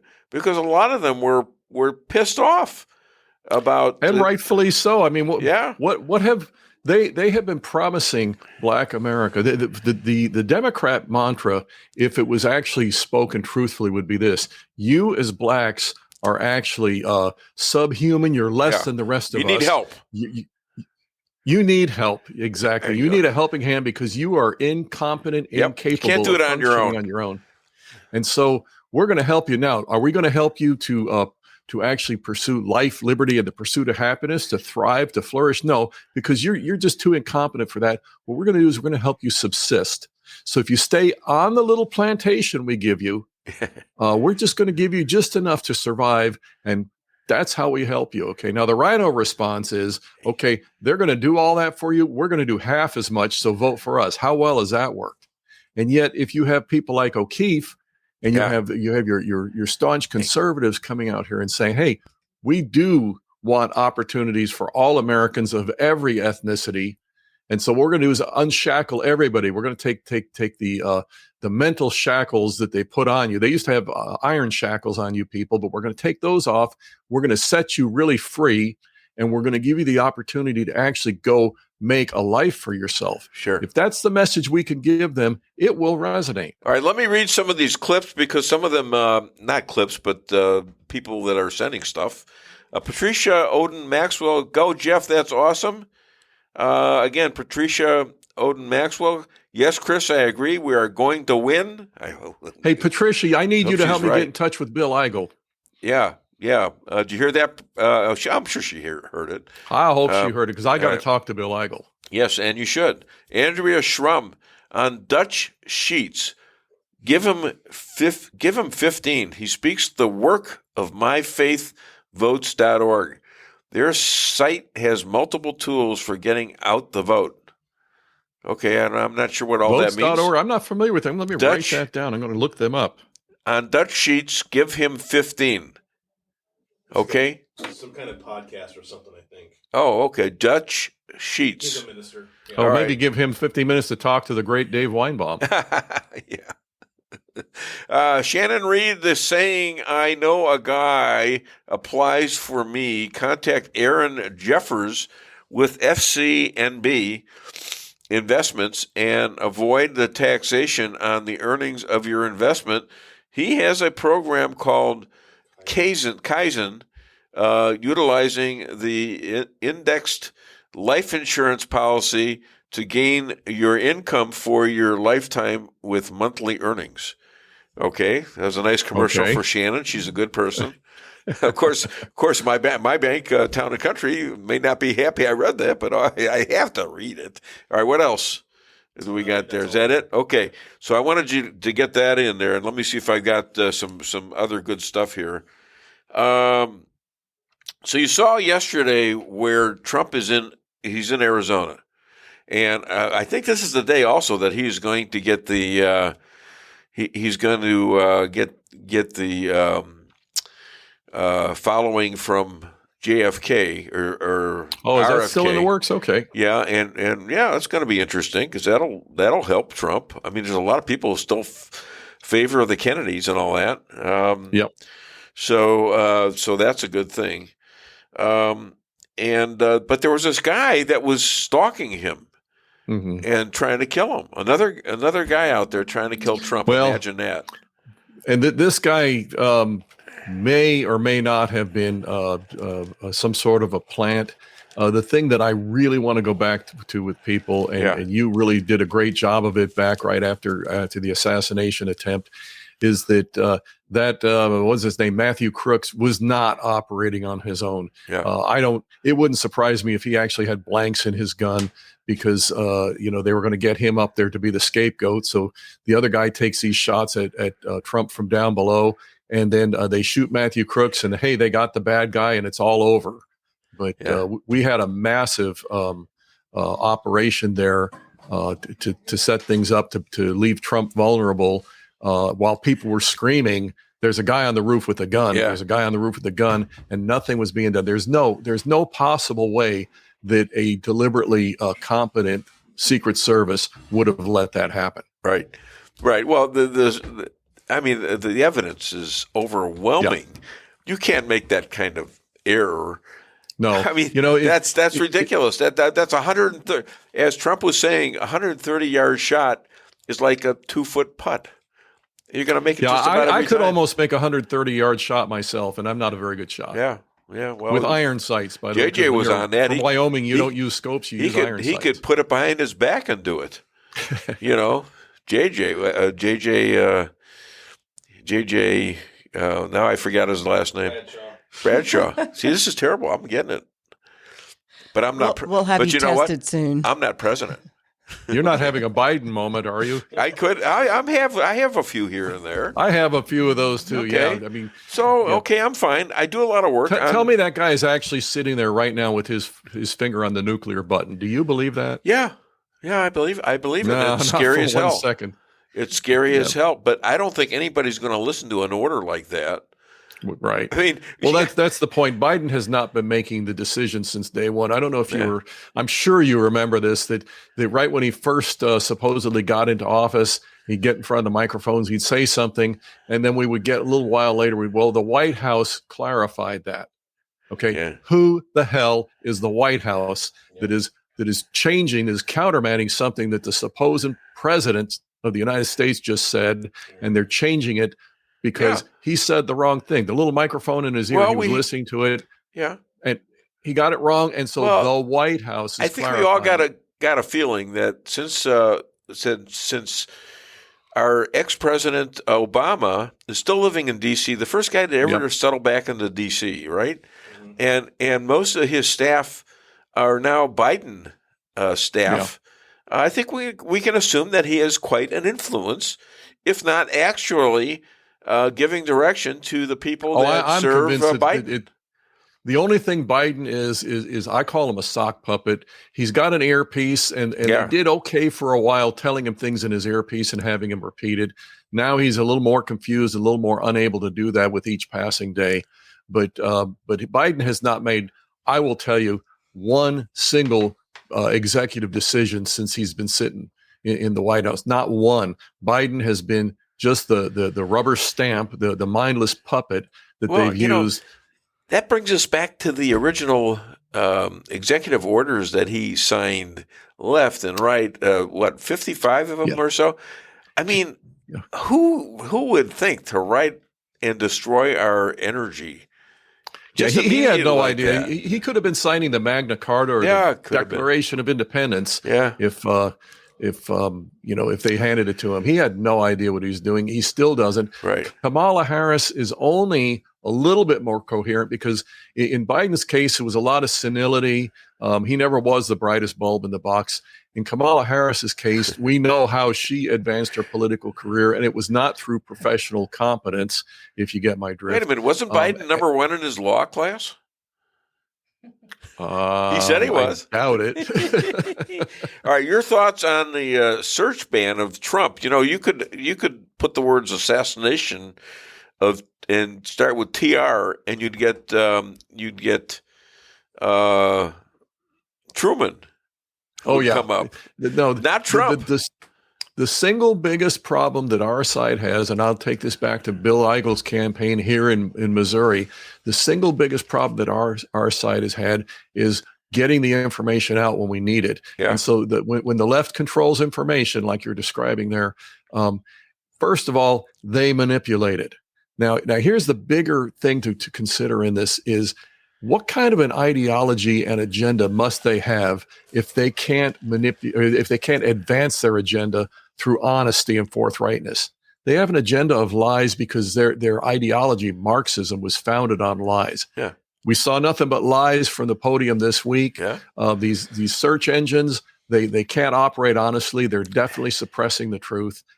That makes two things. That makes them a bunch of pathological liars, but it makes truth, however we can get it out, including the Dave Weinbaum show, however we can get the truth out, it makes that our strongest, most powerful, most fearful weapon to the left. And what I want to know is, why are Jews still in the Democratic Party? Well, what's the matter with you people? You didn't get the message? Yeah. They hate Jews. Okay? That's a plain policy of theirs. That's actually been that way for a long time. The problem with this stuff is you've had, again, a lot of people that my grandpappy was a Democrat, my dad was a Democrat, so I'm going to be a Democrat. Yeah. And you can't do that, especially in this day and age. All right, now I've got another guest here, so I've got to kind of end this. You might be able to, I don't know, would you mind if he sat through if he can? Oh, that'd be great. All right, because we're going to be talking about these kids' books. With a young lady here who is also on the city council. I may have a hard time keeping my mouth shut, but go for it, because I'm telling you, you're doing a heroic work. Yeah, and she is. Other than DaveWeinbaum.net, where can people find you and buy your book? We're holding it up right now. It's still available at Amazon. And you go to Rules for Defeating Radicals or look up my name, Chris Adamo, and it'll take you right there. And I'll tell you something, it is still absolutely necessary. If we had more time, I'd tell you why our side is still playing defense when we should be on offense. I agree with that. I agree 100%. I couldn't fix your horn, so I made your brakes screech louder. Ladies and gentlemen, a stoic face will not. Was that the joke? God. He sets his mind to not. He knows it's funny, and he look at him. He's just pan-faced me. I'm still going to buy you pizza next time we're in Cheyenne together. Yeah, you'll buy me pizza. You're going to pay for all the commercials you made for that company too. That's what you're going to be. No, you think that's funny, huh? Yeah. You couldn't laugh at my joke though, could you? All right. My next guest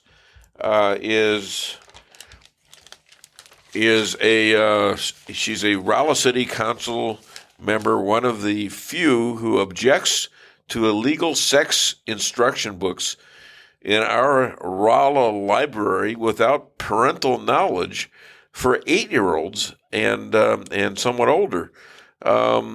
Please welcome all the way. Well, do we have a song for her? I can play one. Oh, why don't you? Okay. It'll be short. From the lakes of Minnesota to the hills of Tennessee, across the plains of Texas, from sea to shining sea, from Detroit down to Houston, New York to LA. Okay, we're going to cut that one short because you know what? We want to talk to you, all right? And this gentleman wants to listen as well. And so are there any connections between what you're fighting at the library and the DNC convention? I don't know. I mean, are they? What are they saying about? Well, they're saying a lot of this. They're saying a lot of, we have to take care of our children. We have to take care of our children, and the Republicans are terrible at that.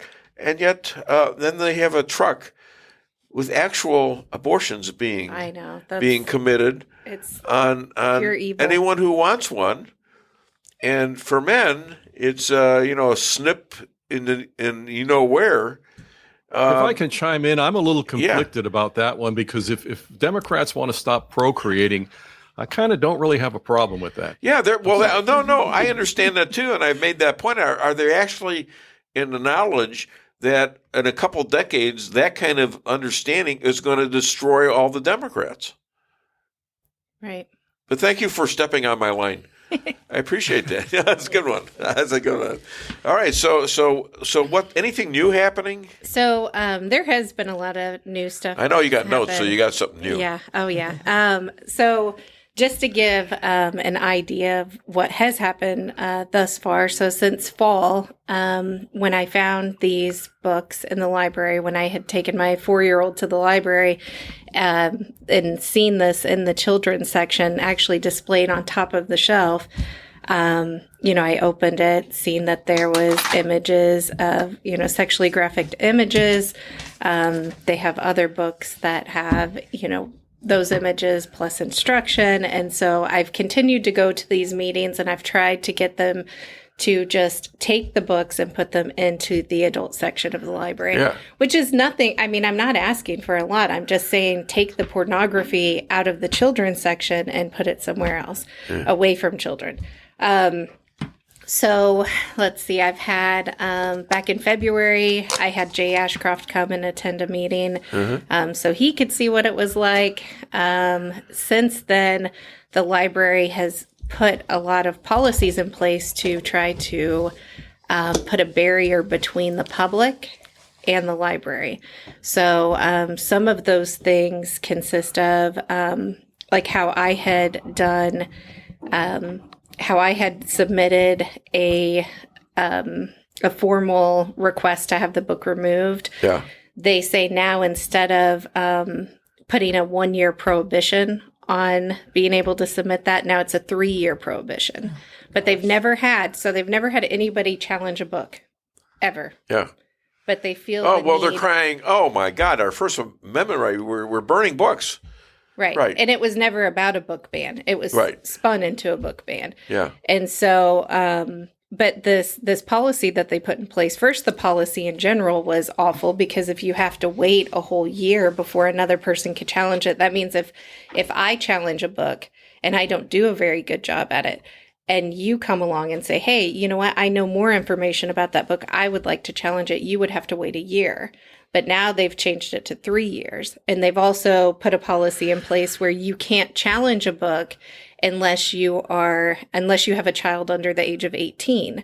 So grandparents, aunts, uncles, anybody else, they have no say, even though they're taxpayers and they've bought these books. We have laws against this. Yeah. I mean, can 8-year-olds drive a car? Right. Not that I know of. Right. Can they go and watch an R-rated movie? Yeah. They let them in and watch that. Right. You have to have parental agreement to this stuff. Right. And one thing I say a lot is, okay, if I was to go in the adult section of the library and utilize their computers, could I search cartoon images? Like if I was to Google cartoon images engaging in sex acts, would their computer block that? And then it's fair game in the children's section, but in the adult section on their computer, I think it probably would block it. Yeah. So all of that happened, and then in June, they had a library board meeting, and under new business, they had a section called Current Library Climate. And the climate, yes. Ah. So the library board president had stated that this topic would remain on their agenda for further updates. It was mentioned that the library director and the library board president participated in a webinar titled Law on the Right to Read, which discussed First Amendment rights for minors, adults, and all library patrons. They were highly impressed by this webinar, and they said that they would like to challenge the rest of the board to watch the webinar and create a policy, a right to read policy. And so they didn't want to give any information on where this webinar came from. And so, of course, I research. I'm like, okay, where did this webinar come from? What did you find out? So I found out that, of course, because I figure it was something very radical, it's the American Library Association that put this webinar on. Oh, that's no problem. Right? Wait a minute. Yeah, I mean, it sounds great, right? American Library Association. So our state, along with many other states, has cut ties with the American Library Association. The ALA, it promotes an extremist Marxist woke agenda. I mean, they're very much vocal about it. And, they're very antagonistic towards people of faith. And so towns, to me, it's pretty crazy that our small town would be wanting to implement policy based off of, what the ALA is telling them. Yeah. How does that happen? I don't know. Back almost a year ago, I would say, Jay Ashcroft had sent a letter to the ALA and said that we're cutting ties with them because of, Kirk Cameron had... Who's cutting ties with them? The state. State? The state has cut ties. So, in other words, they have to have approval of the state to write this kind of garbage into our libraries? I don't get that. Well, so I guess the ALA, what they are is an organization that helps libraries, like gives them suggestions on guidance, supposedly. Yeah. And so it is very woke. It's, pushing all of this book stuff, pushing all of this stuff towards children, coming after children. And it's something that Missouri, that our Secretary of State wrote. I actually have the letter that was wrote last year from Jay Ashcroft, where it says that we're admonishing them that we're not going to go along with them because they have one of their, I think it was Deborah Stone gave a presentation promoting libraries to exploit loopholes to block a faith-based book publisher from holding story time in the libraries across the country. So, they want to put these policies in place to keep out people of faith, but then they want to do this other stuff, and they want to put pornography in. Well, they're connected, aren't they? I would think. Yeah. So, So he was a Secretary of State, wasn't he? Mm-hmm. Yeah, and he doesn't have the power to do this. I mean, if what about the legislature? Aren't they doing anything to? There is already laws on the book, aren't there? That this is a crime. I think what happens here is a lot of times people don't want to, because they consider it like a gray area or somewhere where they can't. Nobody wants to make waves, I think, and that's it right there. Yeah. This is a battle we need to be fighting, fighting ferociously, because they're taking control of everything. Right. They're taking control of our children. Right. They're controlling our. Now it's bad enough. They think they control us. Now it's the children. It's a lot easier to get them when they're 4 or 5, 6 years old. Yep. And that's the game. That's what they want that's to the do. game. They want to pull kids in. If we have laws on the books, I mean, what are you going to do? Let an 8-year-old drive? Okay, I mean, is he going to be driving a car? Do we have to make seats that will, and ways to drive? And we're going to show them pictures of that? I mean, it's maybe not a good comparison, because this is it's a lot an excellent worse. Comparison, Dave. Why don't we let them drive? I don't know. Because they would hurt themselves and hurt others. Yeah. Why shouldn't we? Why should we be protecting kids from obscenity and perversion? Is because they're going to get hurt. Right.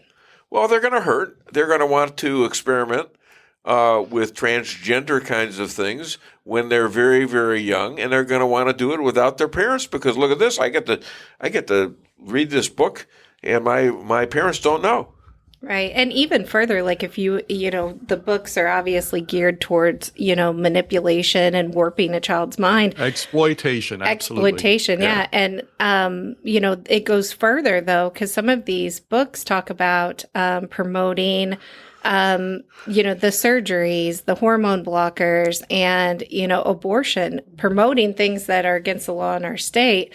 And, that's even more confusing to kids. Sure. And, saying things like, well, you might have been born a boy, but maybe you're not. I've had that happen to one of my grandchildren. All right, I'm not going to say who, but she started saying it to her mom, and I think her mom took care of that right away. Yeah. That kind of stuff. Well, as parents, I mean, that's something, if my kid's like,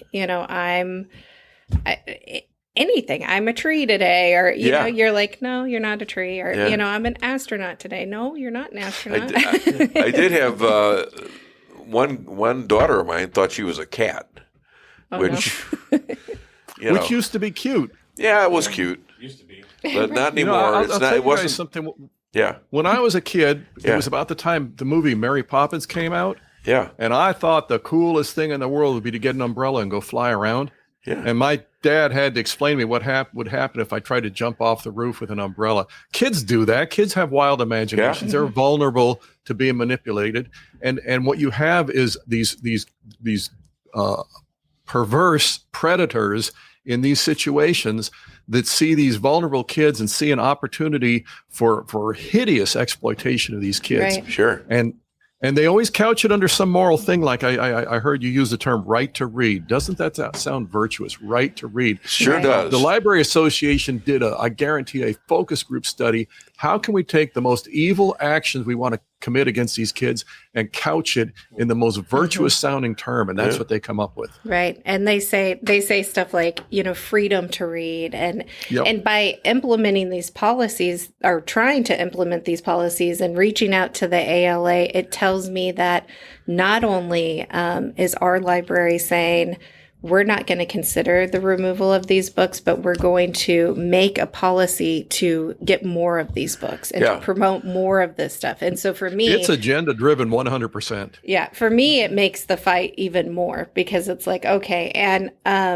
going back to, I actually, back in May, back in February, I had reached out to the ACLJ, the American Center for Law and Justice, and they sent certified letters to the board. So all of the library board, the library director, saying that the reasons that you denied to remove these books, because they had talked about, well, kids have the First Amendment right. The ACLJ goes over the fact that, no, in fact, here's all of these case studies that children do not have the First Amendment right to pornography. Right. And then they just pick apart their entire thing and they say, we're representing Megan Johnson and we would like you to reconsider this book for removal into the adult section. She never asked for a book ban. It was very clear. The library never even responded to the ACLJ. Well, can you take legal action? Well, so I think that there's we got a legislator guy coming in at 10:30. Do you know Don Mayhew? Yes. And have you ever talked to him about this? We talked a little bit about it. Yeah. Oh, you can stay. Yeah, I'll stay. Yeah. All right, and he's not going to be here for another 10 minutes or so. Okay. But I think you just ought to kick his butt. Yeah, and you could tell him I said that. That might be a good idea.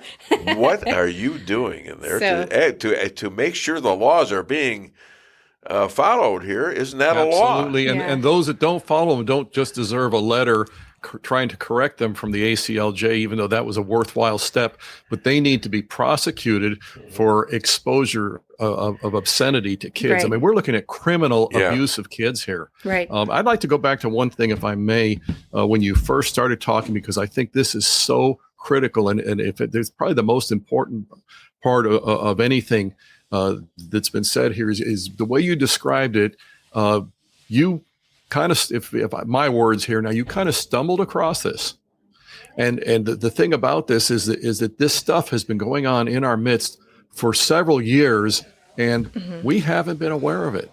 And that's the most important message that we can get out to people: is you need to know that this is going on. This is happening to your kids the minute you're not looking. We have got to be vigilant. And then thank you so much for what you've done since then. Once we are aware of these things, we have got to follow up. Yeah, absolutely. We do have some comments too. Okay, let me read those. Andrew Shrum, Senator Eigel spoke at our conservative club. He was great. Sadly, many of our group chose to support Ashcroft, which divided the vote and let Kehoe win. Andrea Shrum, I'm sure the ALA is as radical as the NEA and the NGA, all of which I don't know what they are. Yeah, the Education Association, and she's absolutely right. They are that radical. The problem is that, again, we have allowed them to get away with presenting themselves as being, we're just about books. We're just about people having the right to read. Yeah. They sound so innocent and virtuous. They are leftist. They have an evil countercultural agenda. Tracy Edens, we as Americans, we need to stand up against this control communism with these radical Democrats. Yep, that's what we're talking about. Anyone else? Yeah, a new one there from her. No. Oh my gosh, these Democrats better leave our children alone. I think she meant. Yep. God's judgment is coming. Well, we got to. You know what? God wants us. I'd like to add one thing there. God's judgment will come to two groups. Yeah. It'll come to those who commit the evil. And if you read one of my most quoted passages, Ezekiel 33, 4-6, verses 4-6, it will come to those who see the evil and do nothing about it. Yeah, so I think there's. If we're not standing against it, we're complicit. I think there's a lot of truth to that. Shannon Reed, supporting a child's creativity and imagination is important, but not at the cost of changing their future identities. Let them play. Let them pretend within reason, but support their growth with good morals and ethics. Absolutely. Yeah. Let them be kids. Let kids be kids. Yeah. So my son, who's now 7, around the age of 5, started doing the whole thing of, I think I'm a girl. And I said, look down. God made you a boy. You're a boy. We're done. And never got brought up again. And now he's in 7th grade, he's now 7, starting 1st grade. And I said, by the way, if you're at school and anybody tries to tell you that you're anything other than a boy at school, you make sure and let me know immediately. And that's the right response. They could that's what a parent should be doing. No, you don't want to stay for this. Again, I thought I could fly with an umbrella. I mean, kids will come up with things like this, pretending that they're Santa Claus or whatever. That's what kids do. But the minute some predator comes along and says, okay, since you're doing that, here's what it means, and now we're going to go into a back room together and act it out, that person needs to be dealt with severely. I'll just say it that way. Absolutely. All right. Well, I guess our next guest is in, and when he gets aligned with himself, which is going to be tough, because it's going to be, she's going to be on your. He's got his coffee. He's ready. She's going to be on you like white on rice. I'll tell you that, counselor. So, Dave, are you going to tell Megan a really bad joke and see if she laughs? Sure. Oh, I'll do it. I'll laugh. Sure. Hold on. Wait a minute. She'll laugh, too. Not like you, sit there with a straight face. And there's no law against it. Hold on. Okay. What do you call a lion who's missing an eye? I don't know. Lawn. Huh? A lion who's missing an eye. Lawn. Give him a courtesy laugh. I'm laughing. I'm laughing because I'm so confused. Okay, I can't play it because I can't play what else I wanted to play with that. All right, well, the next guy. See, I don't care. I just tell the jokes. Sometimes they work. Most of the times they work. With him, they never work because he's psychologically incapable of laughing, except when I forget a word or a name. Okay, so that's his problem. All right, so now we've got a gentleman, married civil engineer, who has a cable of chicks running around his homestead. Also, he's a Missouri State representative. That's a harem. Please welcome a man who is interrupting his own introduction, Don Mayhew. Don, how are you? All right. We're on the same side. Hey, your studio crowd gets bigger every time I come here. And I actually did have a song for him, too. Yeah, play the song. Oh, yeah, we got to have my that. God. Got to have my walk-up music. Wait, yeah, that's right. Pink Floyd.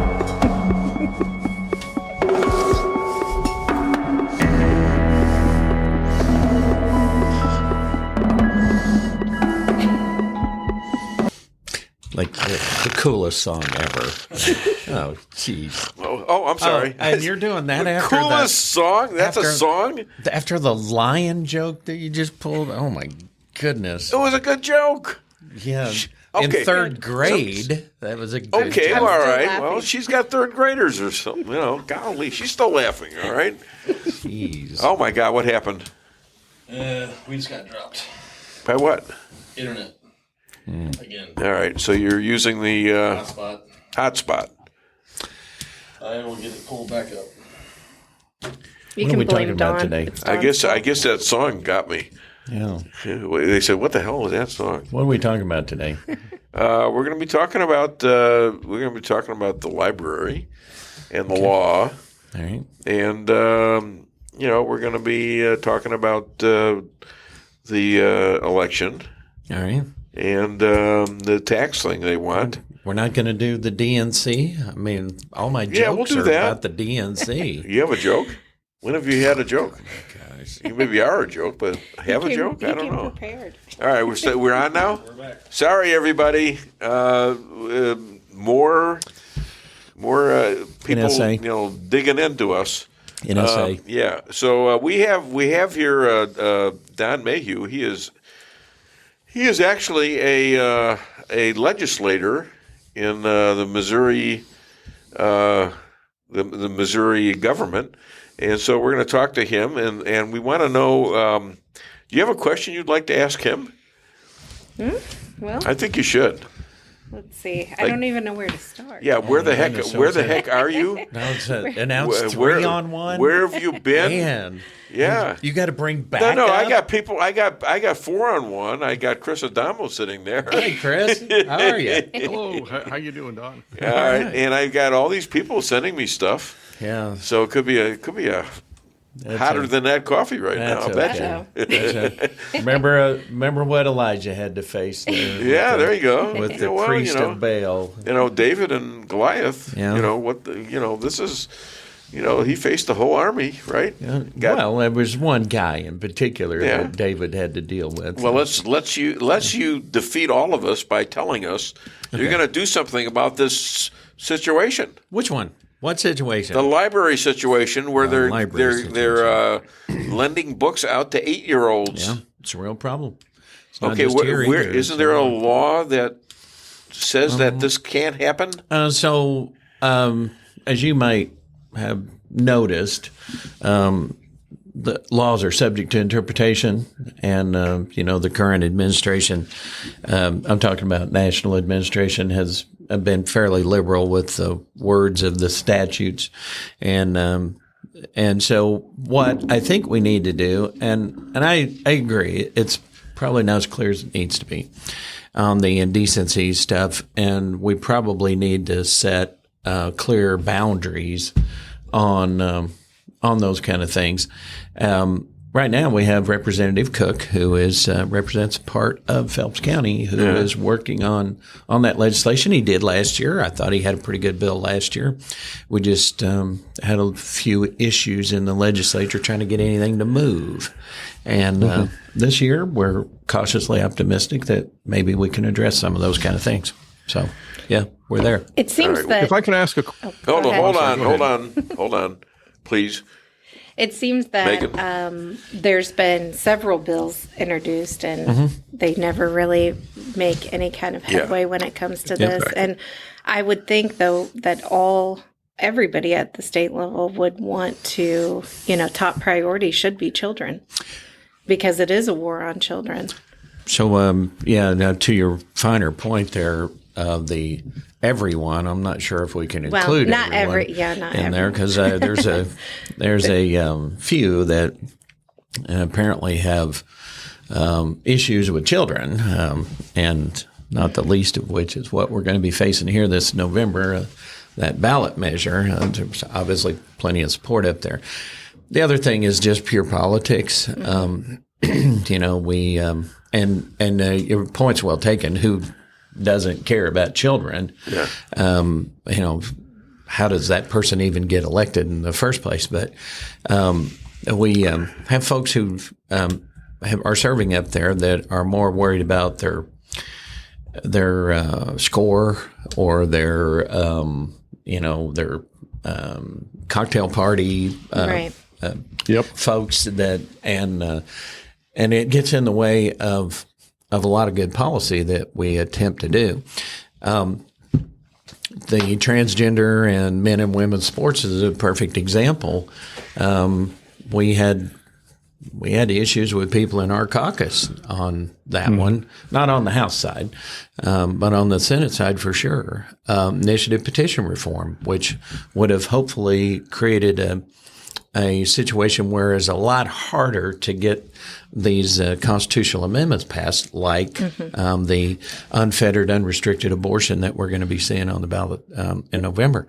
So we, once again, that's something that we over in the House, we've passed at least 10 times in a row that I'm aware of. Are the Republicans in the Senate voting against this? Not voting against it. They put themselves in a position using procedural tricks to avoid taking the vote.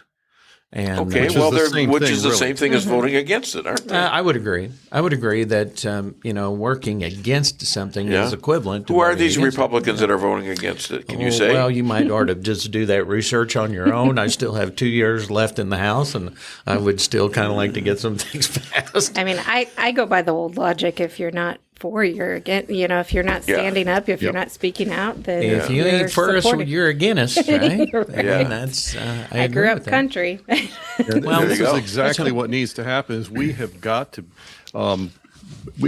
identify these people. You can hold up my book again if you want. I added the chapter on rhinos. I said you have got to identify who's with you and who's against you. And once they prove themselves to be against you, they need to be indelibly tagged that way, because come election time, they all morph into the second coming of Ronald Reagan, and they all sound like they're all just great lifelong conservatives. Yeah. They're all- and they're not. Right. And the problem is that if they're acting like a Democrat, if they're voting like a Democrat, or pulling these little dirty procedural tricks to thwart you without having their fingerprints on it as a vote, they're doing the work of the Democrats. That's what they are, and they've got to be identified, and next election, out the door they need to go. Well, Chris, as you rightly pointed out, is I've been to more than one caucus meeting, obviously, and made these observations. But, just about everybody in my caucus, well, I'm going to say everyone in my caucus, has the same 4 things on their campaign literature.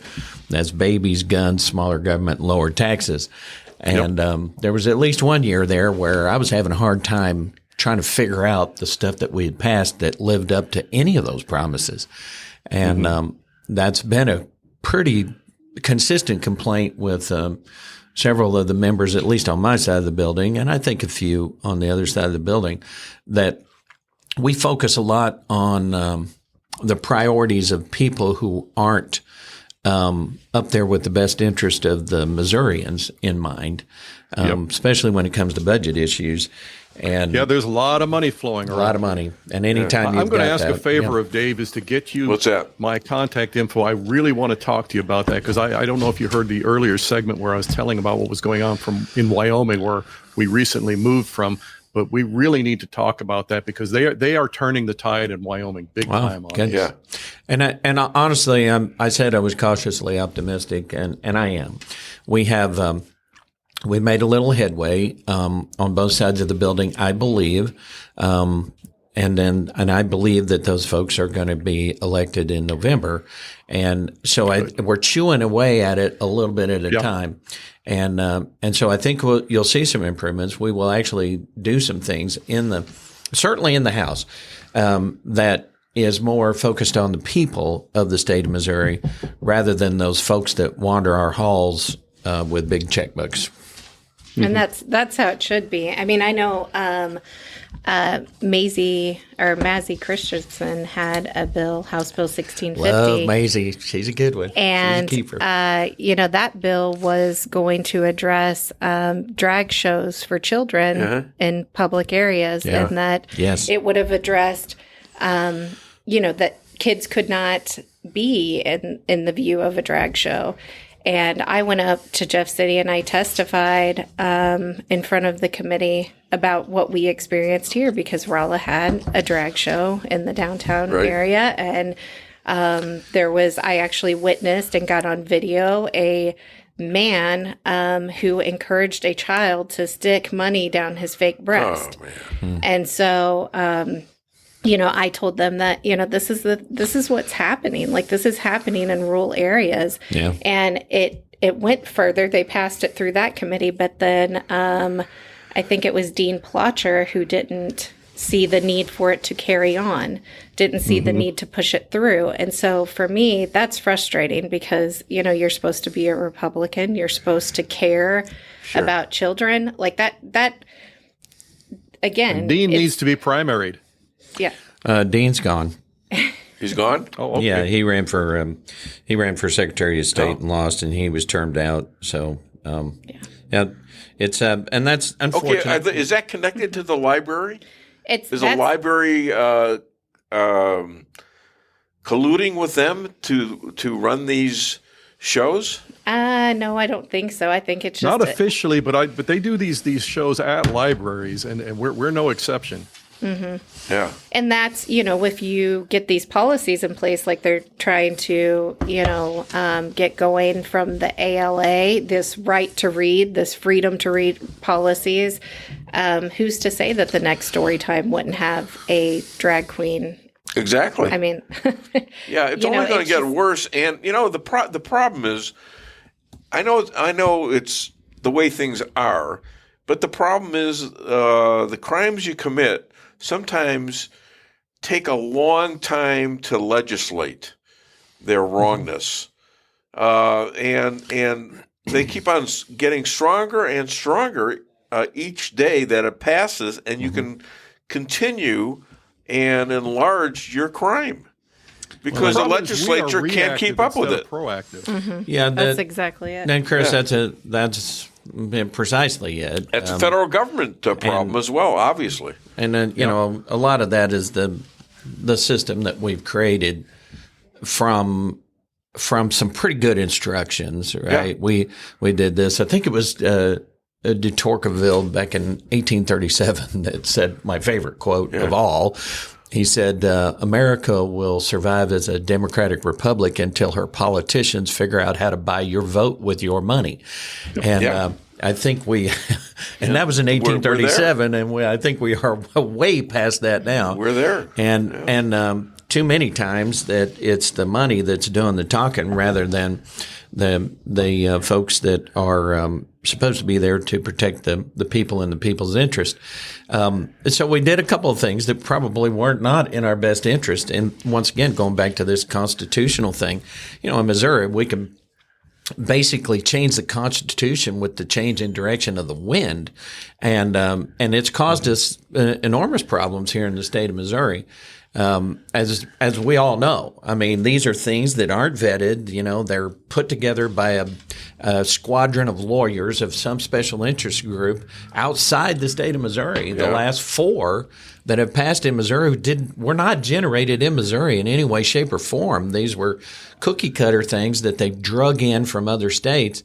And with massive infiltration of money and media campaigns. Absolutely. Anybody who thinks that an initiative petition in this modern day and age is a will of the people thing, well, they need to just go back and look and see who paid for this stuff. Yeah. This is not the people can't get together to do an initiative petition, although the initiative petition process is enshrined in our U.S. Constitution. You need to be able to petition your government for redress. It's right there in the First Amendment. And that's what was the basis of the initiative petition process in Missouri. Unfortunately, what's happened is now it's been polluted to the point where it costs so much money and time in order to do an initiative petition. The only ones that take advantage of it are the people who don't have Missouri's best interest in heart, nor the people of Missouri. Let's talk about the Supreme Court in Missouri. How many are there? 5? Seven on our okay. Missouri Supreme Court. Yeah. So are they allowing cases to come in with money from other states? And if that's happening, and I know there's going to be a front where somebody is going to claim that it's Missouri money, but if that could be evidence that this really is coming in from out of state, shouldn't those be automatically eliminated by the Supreme Court? So, are you talking about the amendments? Anything that comes up. Okay, so there's probably 2 different things in that one. One of them is what I believe you're referring to is called venue and joinder, and Missouri, because of the way our court rules work, apparently. Now, we're the wrong person to ask. I'm not a lawyer. I only play one on TV. Yeah, but you are a legislator. So I'm a legislator. So partially, you are in law. You're involved in law. So my favorite bill ever was Robert Ross's bill, where he said, he tried to pass a bill that said if you're in the legislature for 8 years, then you're qualified to take the bar exam. You probably would be. Yeah. Well, but so on the venue thing, and now it's my understanding of the way it works, and you really need to confirm this with a lawyer, but is that people do bring cases in from out of state to Missouri because they can go judge shopping in Missouri, and so they can they can file a case in any county they want based on what their experience was as far as how a judge has made a decision on a particular thing. So we tried to fix that here a couple of years ago with some changes and so that we would look more like the other Midwestern states as far as that's concerned. And, well, it was quietly put to bed because the trial lawyers. Is this Constitution you're trying to fix? No, these were statutes that allow for changes in court rules, and then would be a specific requirement through statute. And so obviously the Trial Lawyers Association doesn't want anything to do with that one. Well, it's going to cost them money. Yeah, absolutely. In the meantime, your state is being degraded. Case by case. The other half of your question was on the constitutional amendments and who's paying for these initiative petitions.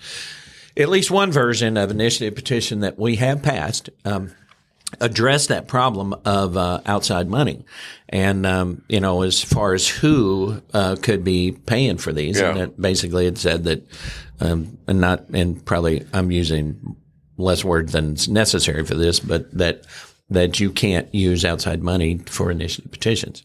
I mean, it doesn't keep somebody from giving somebody on the inside of Missouri money in order to do this.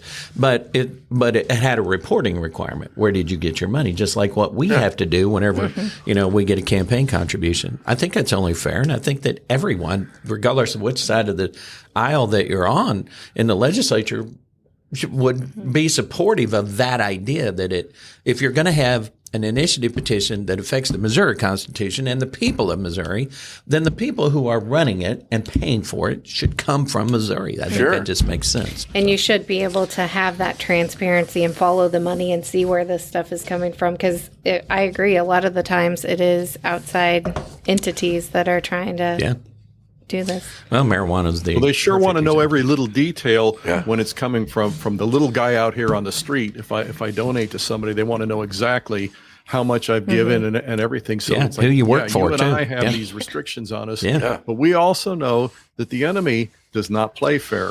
And this is one of the things we have got to address, not just legislatively, and I thank you for that, Don, but we have got to address this informationally by informing the public that you got a bunch of dirty players out here that are going to manipulate you, they're going to have their massive media campaigns. They're going to show you a distorted view of everything from that little boy that thinks he wants to be a girl to what the actual money is being used for in the legislature. And we've got to get the information out to the common citizens so they know what they're actually dealing with. Right. So let's talk a little bit about elections.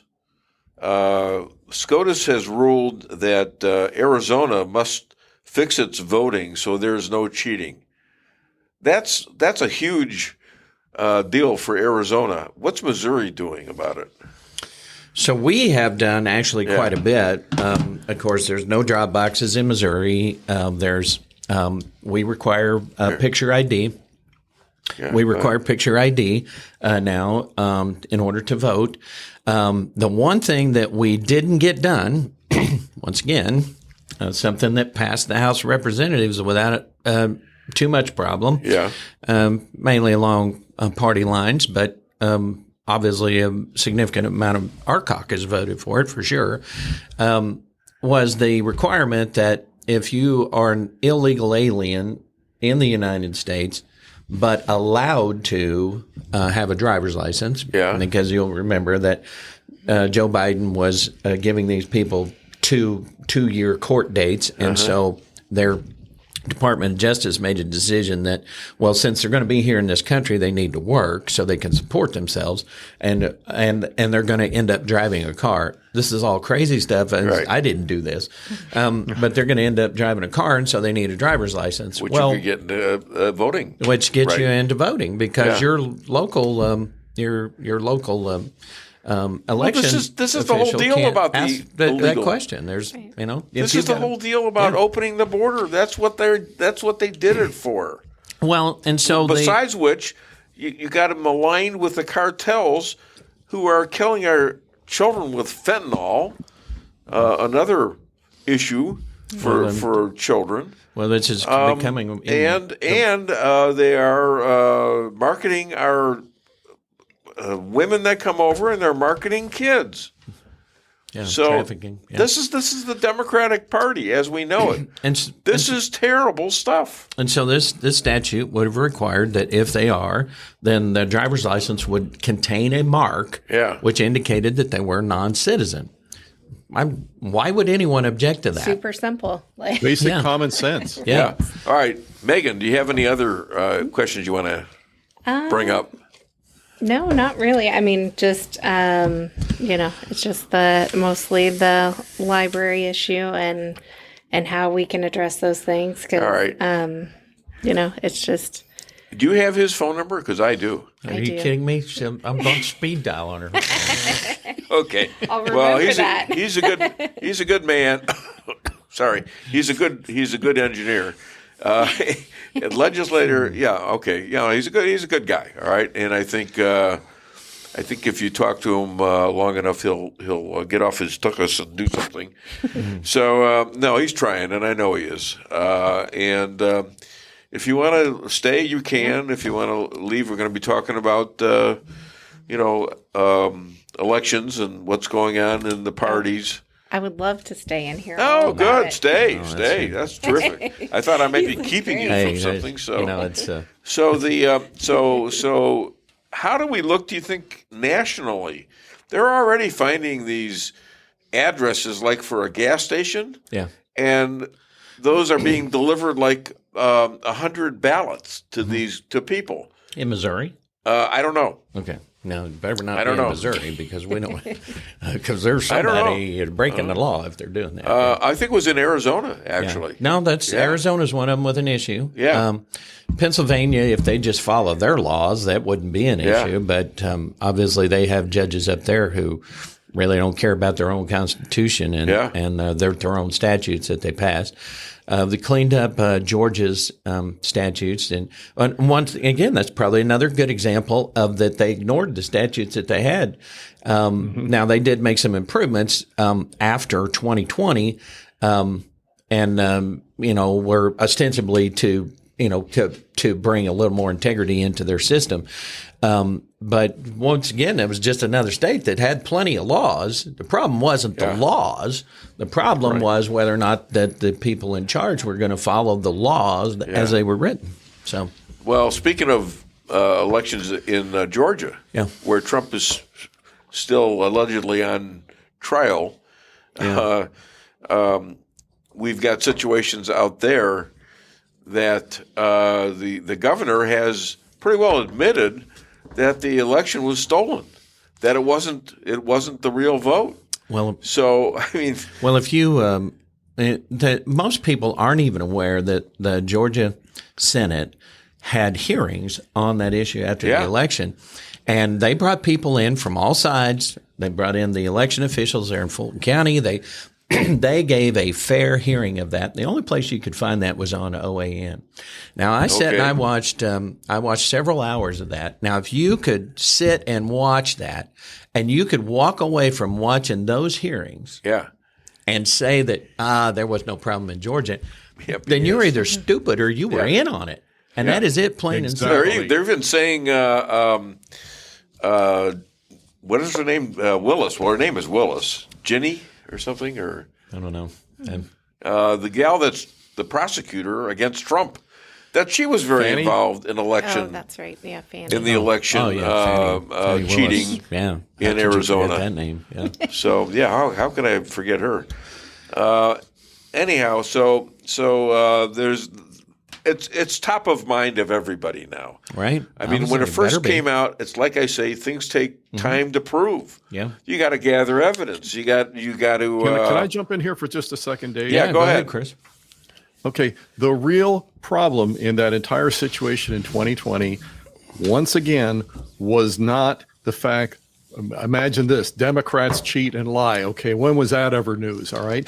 The real problem was that in conjunction with the big cheat in 2020, they launched a very fully coordinated, orchestrated media blitz coast to coast. Before they're even done counting ballots, they're making statements like the most secure election in American history. They had no way they could prove that even if it was true. And yet that's how they did it. Now, here's the key. Our side, once again, dropped the ball. We responded defensively to that because before that week was out, we were afraid to use anything more strident than saying possible voting irregularities. This is like saying the Titanic might have had a little snow on the deck, okay? We weren't going to call it out as what we saw, what we all knew happened, what we saw, we watched it, we heard it, flagrant election cheating, a stolen election. And we didn't have the guts to call it that stridently and continue calling it that. I'm saying our side in general. And so at that point, the conservatives backed off, tried to respond, well, I don't want to sound too radical, et cetera, et cetera. At that point, we had conceded. But we conceded it. And, you know, Bill Barr, the Attorney General of Donald Trump and the United States of America, while Trump was still in office, less than 1 month after that election in 2020, says, "Oh, there was no cheating enough to make a difference." Now, where is that? We just saw what happened. Wait a minute. Bill Barr. Wait a minute. Yeah. Where is that investigation? I still haven't seen that investigation. And how would he have done that within a month of the election? So the problem with Bill Barr there is, as you pointed out, he made a legal statement. What he said was there is no evidence of widespread voter fraud. Now, in order for you to get evidence, I mean, once again, to a lawyer that he knows he's lying. Okay. It requires, first of all, to be an accusation of a crime and then an investigation done and then evidence collected, right? Well, he is correct. There was no evidence because nobody had done that, right? And so he was using a legalism to make a statement that was political. And the reality is that no, you can say there is no voter fraud because it's not been prosecuted. Not because it doesn't happen, but you can say, well, there is no voter fraud. No one's been prosecuted of voter fraud. Well, then when you look at, first of all, the process by which you would have to prove voter fraud, and then how much you're going to spend as a prosecutor, and then weigh that against what it is that you've already got going on in your county with fentanyl and everything else. A prosecutor has to make a budget decision. Am I going to go after these misdemeanor one at a times and get absolutely nowhere? Or am I going to chase the rapist or the child killers like what we've had a rash of all of a sudden over in Pulaski County? And so you've had a rash of child killers? So we just convicted one Wednesday, killing her 5-year-old in one of the most horrific ways possible. And then there's another accusation of another one who had killed a foster kid and had several apparently in her house. Now, once again, these are accusations. Nothing's been proved. There's my legal CYA. But the reality is that we've created a climate in this country where child murder is not only condoned, but it's actually encouraged. I mean, we saw what they did at the DNC. You know, they had mobile abortion vans driving around.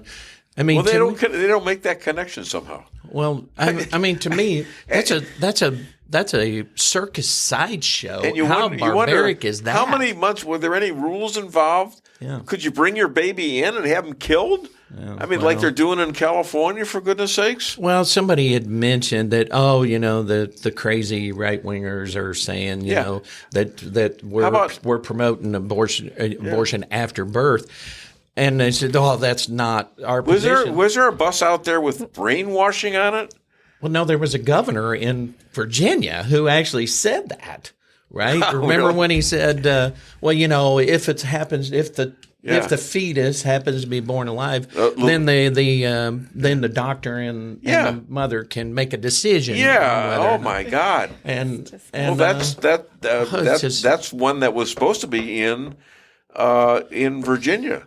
Yeah, no, the governor of the Virginia brought that up. Now and in California, I think it's a law. You can up to 28 days after the birth, you can kill the child. Now that I'm not aware of, but that is murder in every state in the union. That is it's It all should be. murder. And, The point and is there's that it there's a increases place by for degree. people like that when Yeah, It's a cancer that won't stop spreading on its own. That's for And sure. they won't color inside the lines, but they demand that we do, and that's where we've got to quit playing their game. Oh, that's a good way to put that, Chris. I agree. Coloring inside the lines. Yeah. I agree. So, so the taxes. Have you gone over these taxes prescribed by Kamala? So she wants all my money now. So Yeah, well. she's already got all yours. Well, you got chickens. You can sell your chickens. So. She's probably going to tax my chickens too, Yeah, like well, Pulaski yeah. County does right now. Yeah, So 28% corporate tax. I believe it's 21% right now. I don't know. I don't remember. 44.6 capital gains. Yeah. 44.6%.